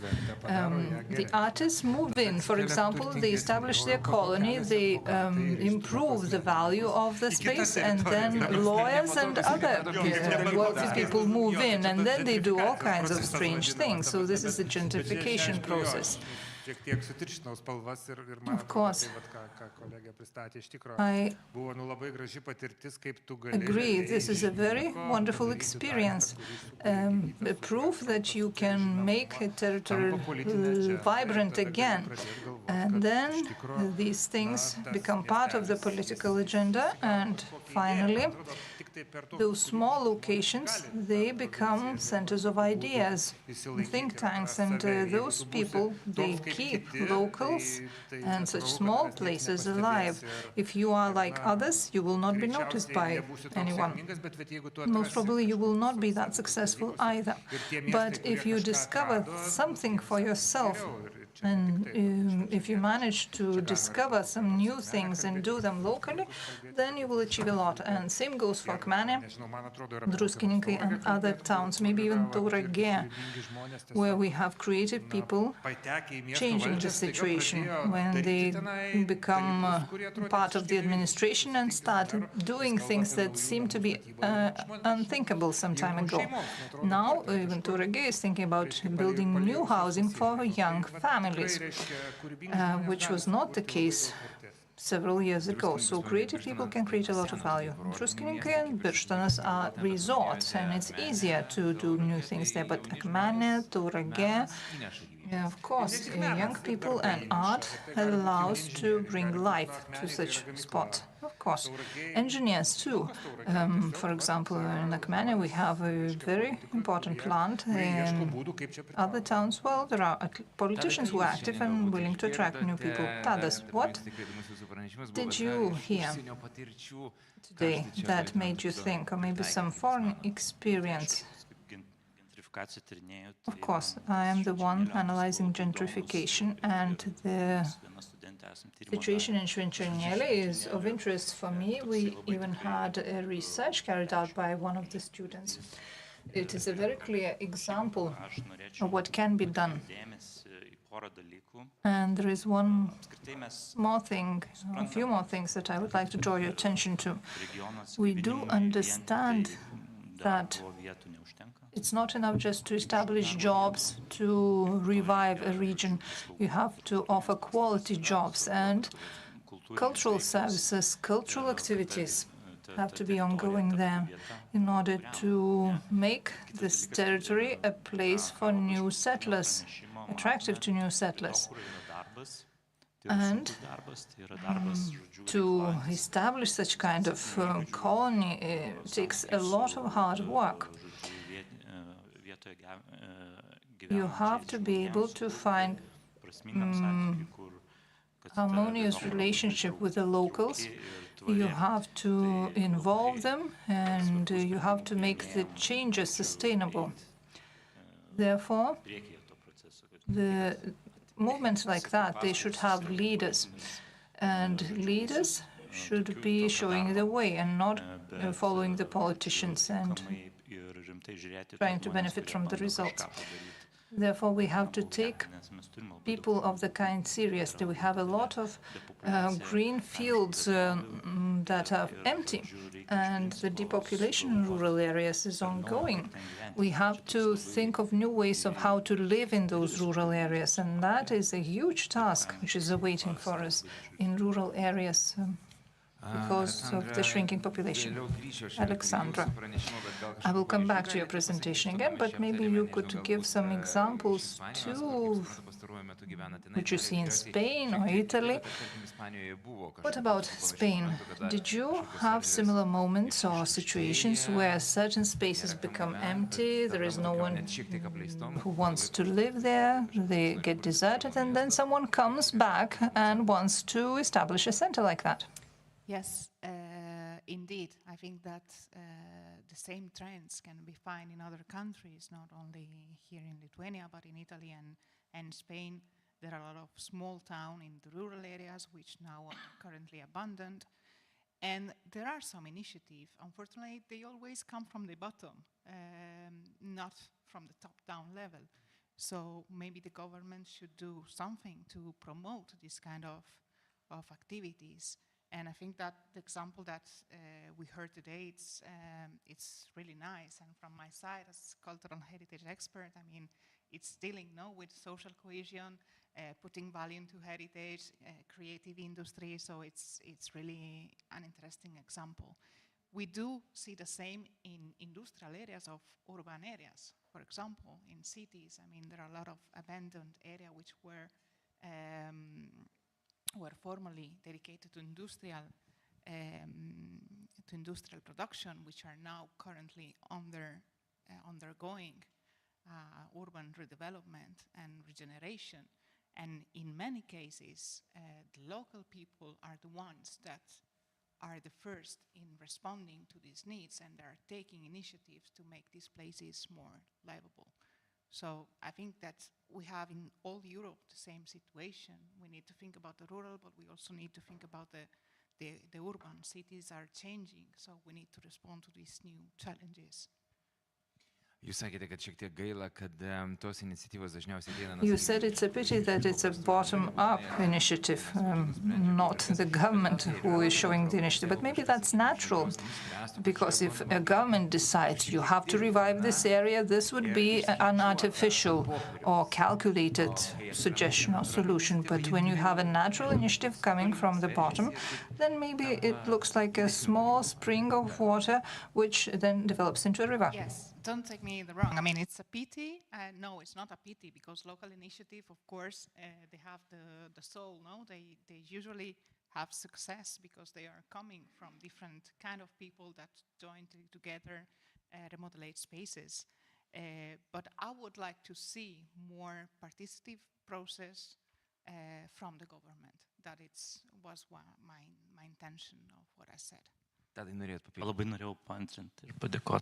I would like to thank you for that and for this invitation for the government to get involved more. That is very correct to say. Regeneration via cultural interventions, via revival of heritage are important. For that, you need some specific skills and cultural capital. And we do not have many people of the kind. Cultural capital, you mean? In general, there are not many people who can understand the value of a particular location, or the contextualization of a particular location, on how to create a new additional value. Not many people see that. The problem is that the cultural life and the cultural capital is highly centralized in bigger cities, mainly in two cities. The creative people are concentrated in two major cities, and certainly it is not the social group that has economic strength to embark on those initiatives on their own. Just because they need a housing, they take up initiatives of the kind. But if we do targeted investment into initiatives of the kind, we can reach a lot. These are not the most expensive investments. This is not like building roads or rebuilding, renewing something which we used to have. This is needed too, but a territory has to be a place where people want to live, and they need to see purpose in doing things like that. Therefore, I would encourage local governments especially to intervene and support and encourage such initiatives. Overall concentration of cultural capital should be smoothened. I do agree with the fact that local authorities have to intervene more, and we need specific people in local authorities. Those people, they shouldn't be afraid to take responsibility and to talk to people. I spent a lot of years working in the municipal context, in municipalities. Very often people say, no, this cannot be done, this shouldn't be done, we can't do it because some people might suspect that we are trying to arrange something and this is not right. Municipalities lack self-trust, and there is lack of trust from the central government, because you have to stick to certain framework, and there are also some political aspects. Most probably the mayor represents a different party than the prime minister, and then the problem arises, and we end up by paving roads. We end up with paving roads or cutting trees and spending a lot of money on that, which results in wasted money and destroyed identity.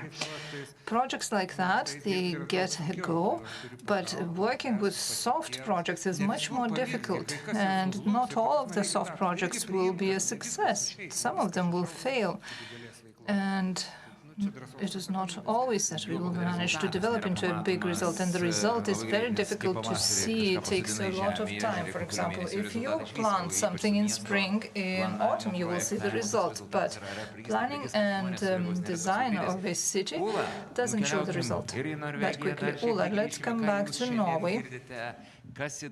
What have you heard today? We listen to your presentation, you focus on inclusion, greater inclusion of the population in decision-making. Is this a successful practice? Don't you have a situation where the community, local community wants one solution, but the law doesn't allow that? Well, I have spoken about how you can have cooperation, deliberation, and co-creation between public authorities, public planning authorities, and local citizens, with NGOs, with private firms, with all those who can have assets and initiatives in order to develop a future that might otherwise not have been seen, either by the local population themselves or by the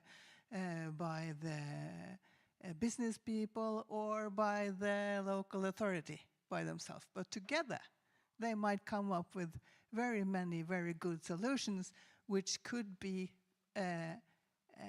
both new solutions that could be implemented because you have a lot of resources gathered.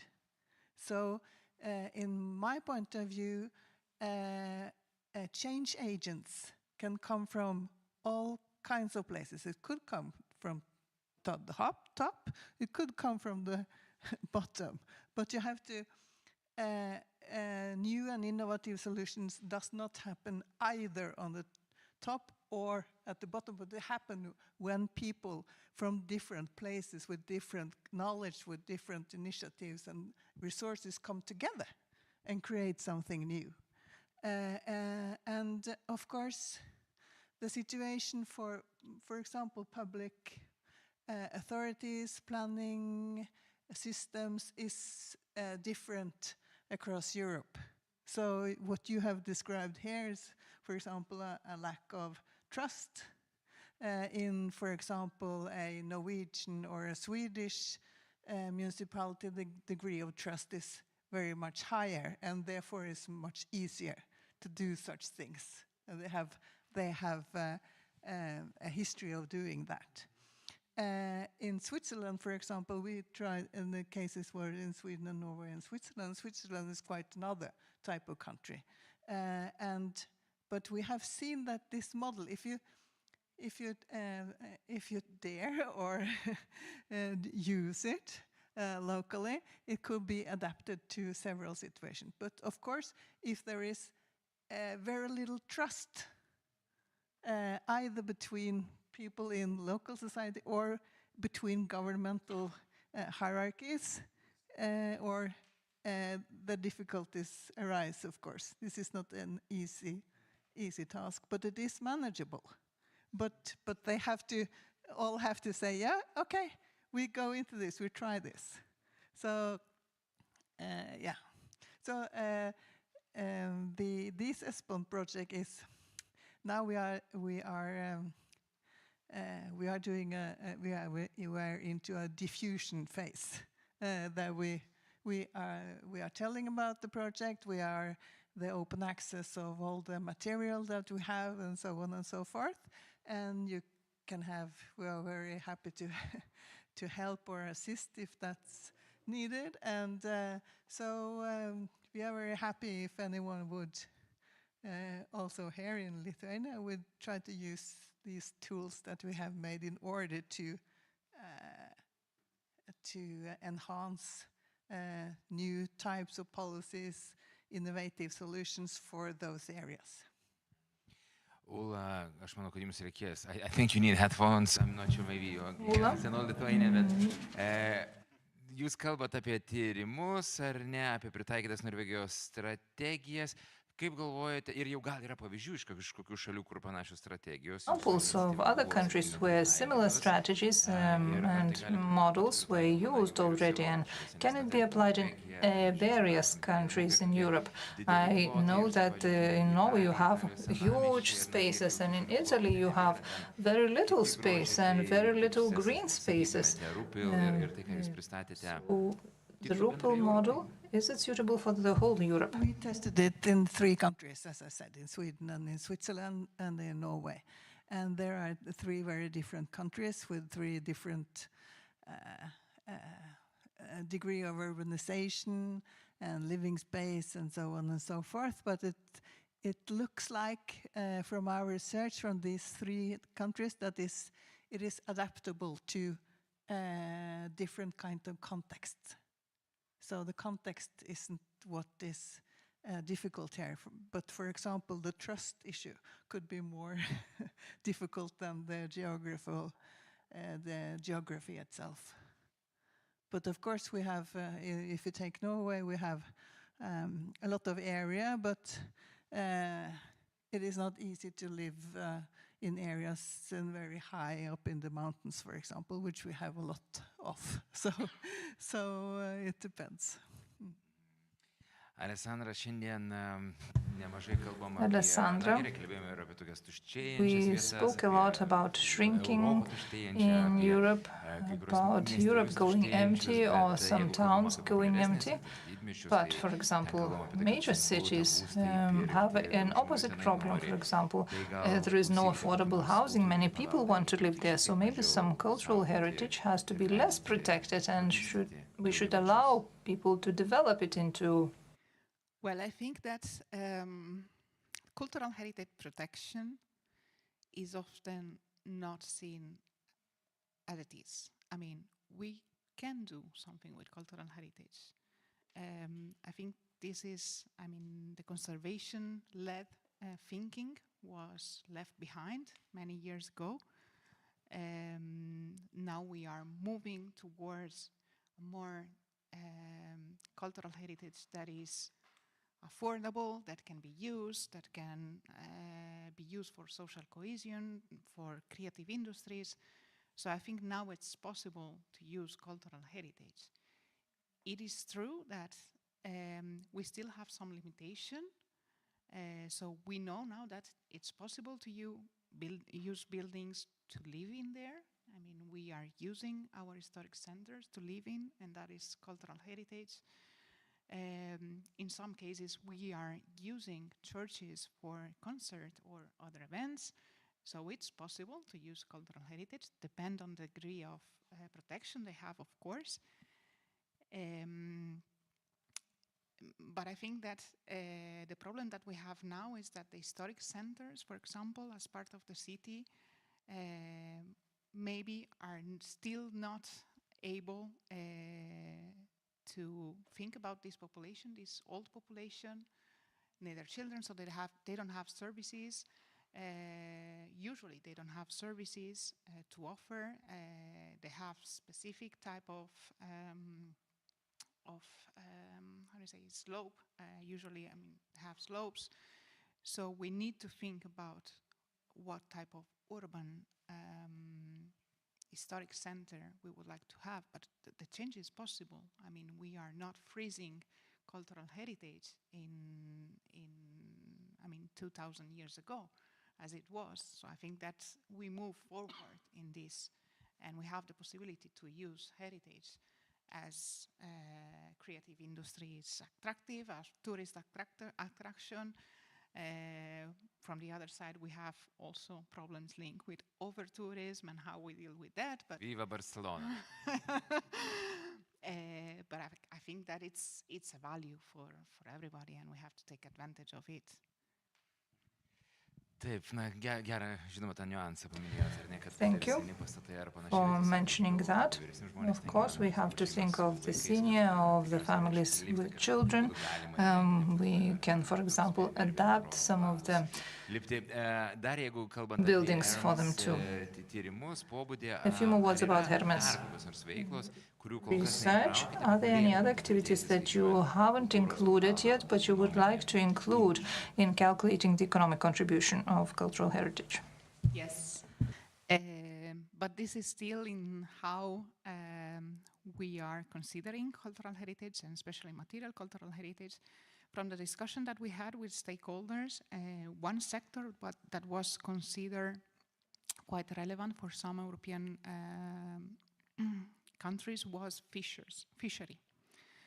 But it was problematic. I mean, finally we decided to include cultural landscape because, I mean, we had a land space, a land use that we could calculate on, but it's not the same, for example, for fisheries. So we cannot know how many traditional boats or traditional way of fishing are currently ongoing, and especially where. So we didn't have a territorial unit.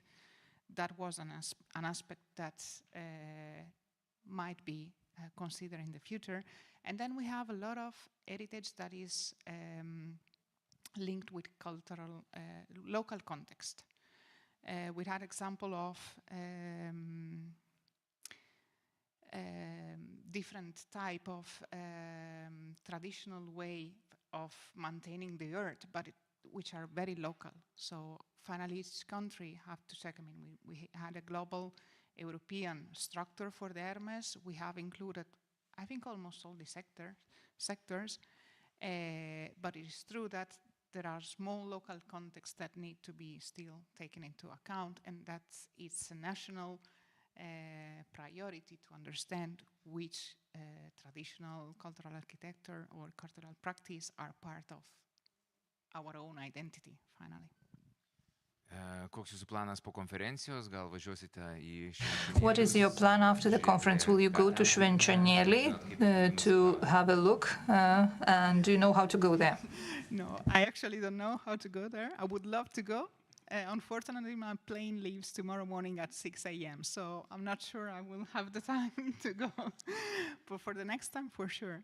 I'm quite curious, yeah. Įstrigus Švenčionėliuose.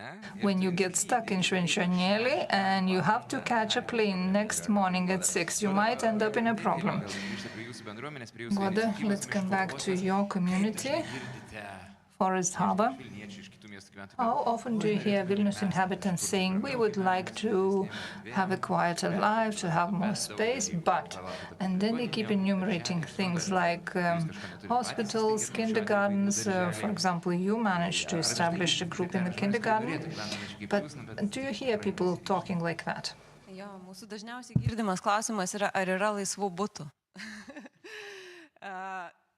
Taip, tikrai girdim ir iš tiesų, tai mes kai tik pradėjom kažką tai veikti. Our major question is, do you have empty flats? Kelti nuotraukas iš tų savo kasdienių kažkokių dalykų, pasibuvimų. Of course, we tried to upload our photos and to show what we are doing, and then the dark period came, autumn and winter, and we decided to celebrate the New Year in Švenčionėliai, and we announced that we will celebrate the New Year here. Please come if you want, but we have nothing, no decorations, no music, nothing. If you bring it all, we will have a celebration. 3 days later, I checked my Facebook and I saw 200 people interested. Finally, 70 people came. A full train car full of music instruments and light decorations, and this was the breakthrough point, and we understood that this is something that resonates with people. This topic of living in a rural area is a dream for many, and now our Facebook has more than 6,000 followers, and it shows that people think of it. People have a wish to come and look around, and we feel this interest. But of course, there are many people who say, but, and we can actually enumerate all the buts ourselves. We established the kindergarten, but the children are growing. We will need a school. Do we really want to let them go to that only school that exists there? Because we hear comments about the school and we are not sure it will be fine for our children. Locals do not ask questions like that, but us, former rural and urban inhabitants, we want to have a choice, and we do have questions. And people have to decide, are we establishing a school here because our children will turn 7 soon, or are we leaving and going to live in a bigger city because of the school? And we have to have a critical mass of people to solve problems of the kind. What allows you not to give up? Sometimes you need to restart, and you need a holiday. Yes, you need a holiday from time to time, and not to stay in the local situation all the time. Of course, I am always inspired by the fact that people want to hear things that I'm telling, and also other communities of the kind allow us to get inspiration. We also have an example from Spain, and one of our colleagues used to live in Spain, and she knows that those from bottom-up initiatives are rather abundant, and there is also an association of communities like that, and they take the space of top-down cultural centers. So my inner feeling is that this becomes part of our work. All the things that I showed in my presentation, we do during our free time. We don't go to spa. Instead, we organize the concerts in our free time. So we became professionals in that field. And often we ask ourselves, what for do we do this? Because it seems to be another job. Our municipality created one job for us. Our representative is working at the information center with Švenčionėliai, and this is a financial support in a way. We need financing to implement our ideas, and I often ask myself, who could provide a more stable help? And one thing that I wish is related to the feeling that we want to be recognized for what we do. It's not enough just to have a piece of paper showing the recognition. So you think that Lithuanian Railways should be thankful for you generating bigger sales to the small town. Previously you had 3 people traveling, now you have 70 people traveling for the new year with music and instruments. Selim, a question to you. You presented the House for All, and when will you have the final document of the House for All project, and which countries will be involved in the future, for example? How topical it is for Lithuania?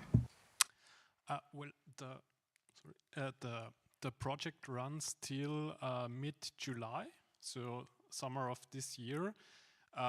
Some of the results should be available before that, probably. We continuously handed in different parts of the project, and depending on how long ESPON takes to evaluate, then everything we submitted, I assume all the materials should be available latest in autumn. But for example, the policy compendium in the condensed online format should be online pretty soon. And after that, I don't know what the future will bring. I and the research unit I'm working in, we will definitely keep doing housing research, also on a European scale. Hopefully also in the ESPON framework, but depends on what project are down the road and whether we can successfully tender for that. We did in the project now also a Baltic case study, so we made some connections also to Estonia, and we will likely try to also keep establishing more contacts and go for more comparative research also, because often we tend to kind of stick to what we know already, because also it's dangerous, of course, to go to the different contexts and then kind of teach people something you don't really know about. But if you manage to have local ties, then it's, I think, really beneficial. And so I think Lithuania is definitely an interesting case to study more.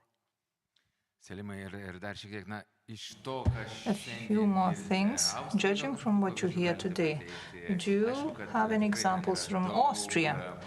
For example, you have a lot of heritage in Austria. Maybe there is someone establishing their communities around that, or maybe concerts in churches, or maybe some people moving out of the cities and establishing initiatives or cultural events organized outside bigger cities.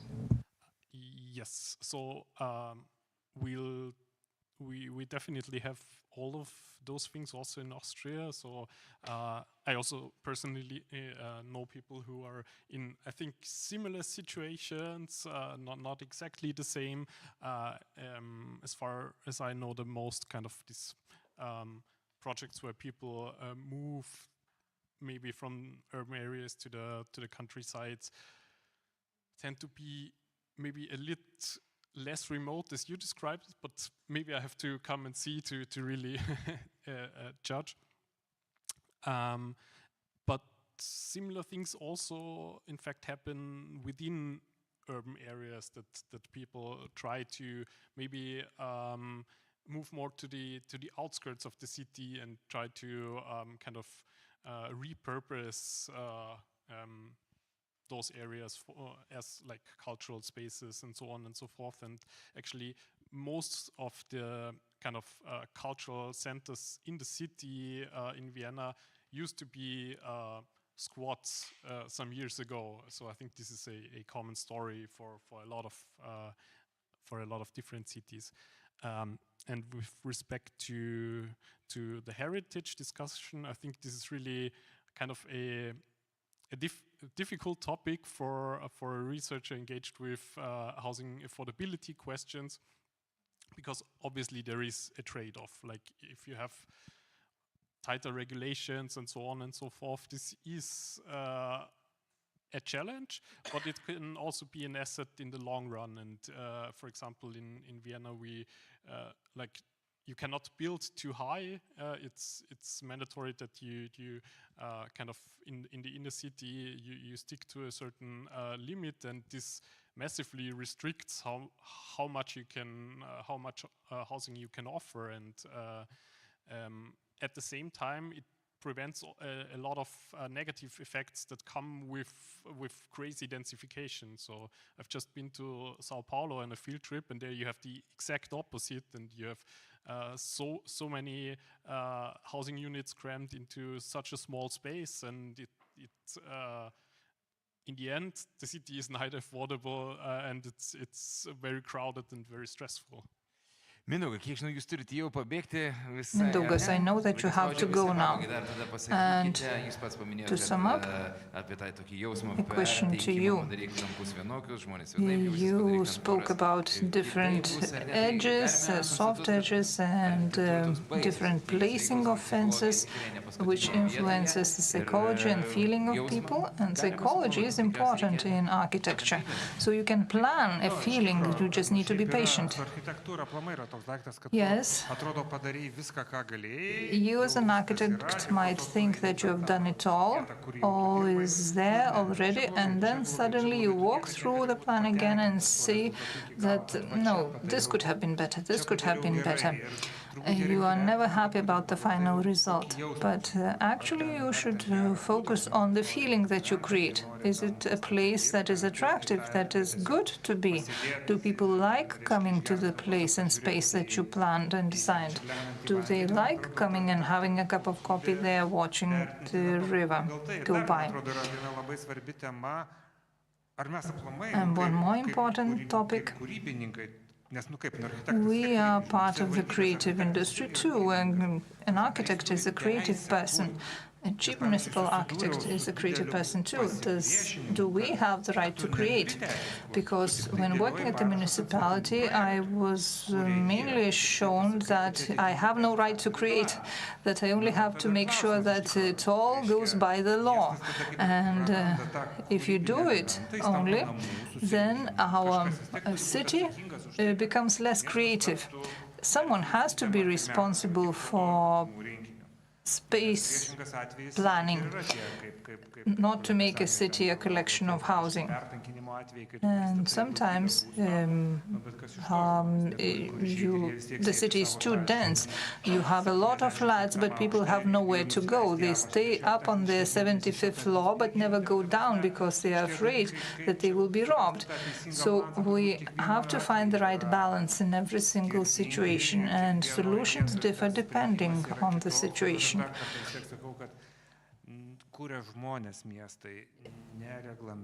It's people who create cities, not regulations, not research. It's people, specific people who create cities, people working in municipalities and not allowing to cover window, but allowing to keep the lighting or other things that make it cozy and safe.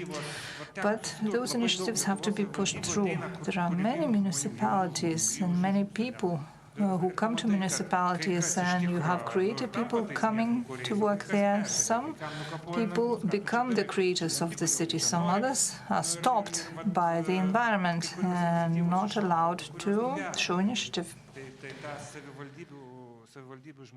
So the potential in municipalities has to be developed and cherished, and we need to establish the contact with the local communities and those willing to establish creative workshops and municipalities that should be supportive. This is a very good example that we heard of today, and creative people are able to do that, and creative municipalities are able to do that. They have to walk hand in hand.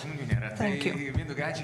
Mindaugas, thank you very much. We will let you go now, and we will finish up with the discussion. But to finalize, I would like to invite you to say a few words and a wish maybe for the future, how to make sure that we have the right housing, the affordable and attractive housing. Tadas, what would you like to say? How can we find our place and how can we make it exist? Actually, I'm a slow thinker today. I started generating answers to your previous question. I would like to thank our guests for coming to the most beautiful city in the world. This is how I feel here. For example, Salim doesn't know it, but we already spoke to our colleagues and we said that we would very much like you to include the Lithuanian case in your studies, because we are a small country, we have very tiny policy, housing policy, and we have to learn a lot. We have very small number of housing economists. I heard from all the things that made me think, when we speak about depopulation or emigration or regional problems, we often consider it to be a national catastrophe. But we have to understand that depopulation has already happened. This is a social fact. It has already happened, and we have to change the way we plan things and the logic of planning. And I liked the rhetoric that you used a lot. Development is not limited to population growth. Development can also happen in shrinking societies, and that can also help improve the quality of life for the remaining people. So I would very much like to see more of this thinking here with us, especially in the political rhetorics. I represent the cultural field, and heritage and culture are important for me.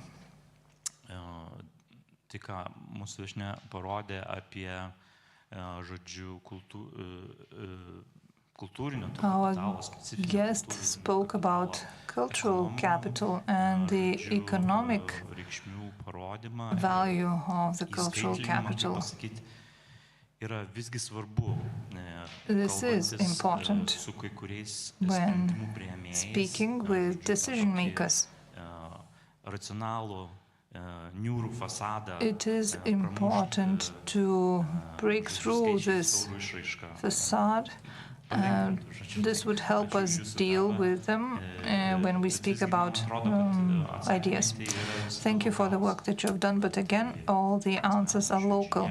And we see the situation in Švenčionėliai, where they feel the context, where they understand the value of the site, of the place. They mobilize the people who are able to do things culturally, locally, and to give a new meaning to the territory. And they are creating the space in connection with the locals. That is great to see and to learn from. Ula, do you draw the housing project? What are your thoughts? You said I could come with some wishes or thoughts. In housing is very important in all the cases, in all the rural areas as well as the urban. They have not similar context, but housing is a very important issue. And we have seen solutions from courtyards with from micro houses to bigger houses, local citizens inviting the new citizens in, teaching them about their cultural heritage, doing the cultural heritage together, and so on and so forth. So a variety of housing in rural areas, for example, is extremely important. And it's also important to have financing institutions that help young people into the housing market in some way or another. So that's very important. But if I should wish for something, we could have pilot cases in Rural Planning and Development Lab in Lithuania, in rural areas. We could try it. We can bring together public, private, the politicians into innovative workshop in order to co-create new policies and solutions, and not at least on the housing area. And they will also be possible to be co-implemented, so to speak. So that's my wish then. Thank you very much. Alessandra, Alessandra, what is your final words during this discussion? What can we do to empower the cultural heritage and the society would support the conservation and using of cultural heritage? Well, first of all, I think that the last words said that we need variability, and I totally agree on that. As a society, we are changing. Our cities need to change accordingly, but we also need to focus a little bit on the future. I mean, we will always change, so what we are expecting today will not probably be what we will expect tomorrow. So we need to be flexible. We need to be adaptive. We have to put together different cultures, different profiles, different institutional level, including also the residents and the citizens, because we need to build cities or rural areas together. And from the cultural perspective, I think that we need these changes, but we need to keep our identity, which finally culture is what makes us what we are today. We have to keep in mind that our heritage is our legacy to our past, it's our history, so we cannot deny what we have been and probably what we will be based on our history.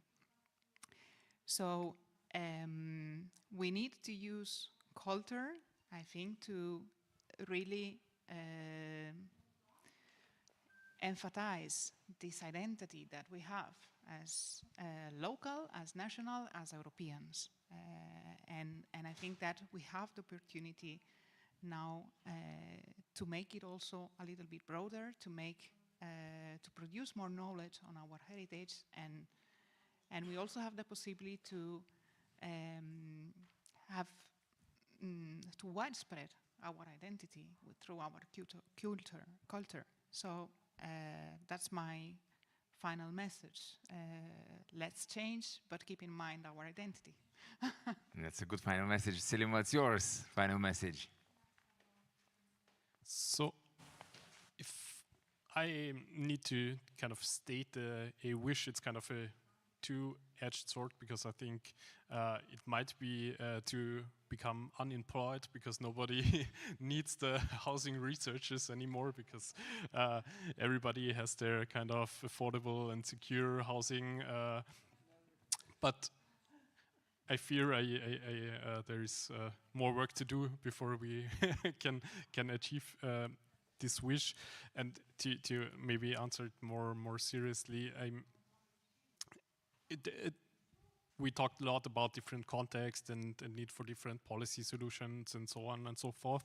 But I think what maybe is a common theme is that as a society, we maybe do not place enough emphasis on kind of the importance of housing, not kind of in a commodity sense, but in a kind of core human need, and it's, I think, so essential to literally everyone, and we place a lot of emphasis on innovation and growth and all these things, and interestingly, we see very little innovation and so on when it comes to housing, both in a social but also in a technical sense. There are many explanations for that, but it's very interesting that we actually have a lot of investment. There is a lot of money flowing into housing and real estate, but we don't see the effects like in other industries. And so I think we really need to come up with different approaches on how to organize this, I think, although I also don't have kind of the one answer how we do it. Goda, pabaigai, jūsų koks ar palinkėjimas, ar tokia išvada, tai kaip čia tiems... Goda, and finally, what is your wish? How do we listen to our inner world?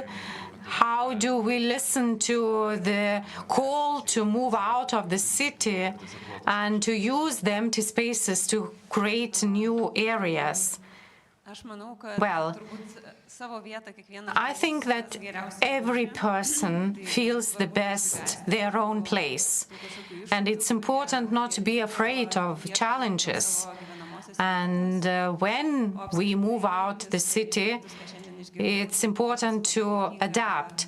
And after I've listened to all the presentations, I feel very delighted that I was placed in a global context, and I do not feel at all as coming from rural area, that I am a part of the global process.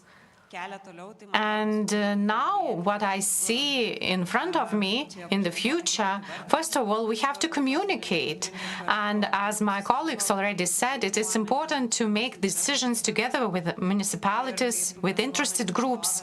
And me as a community member, I know that it is a very difficult process, and we have not much experience how to do that in Lithuania, so I hope that it will be better.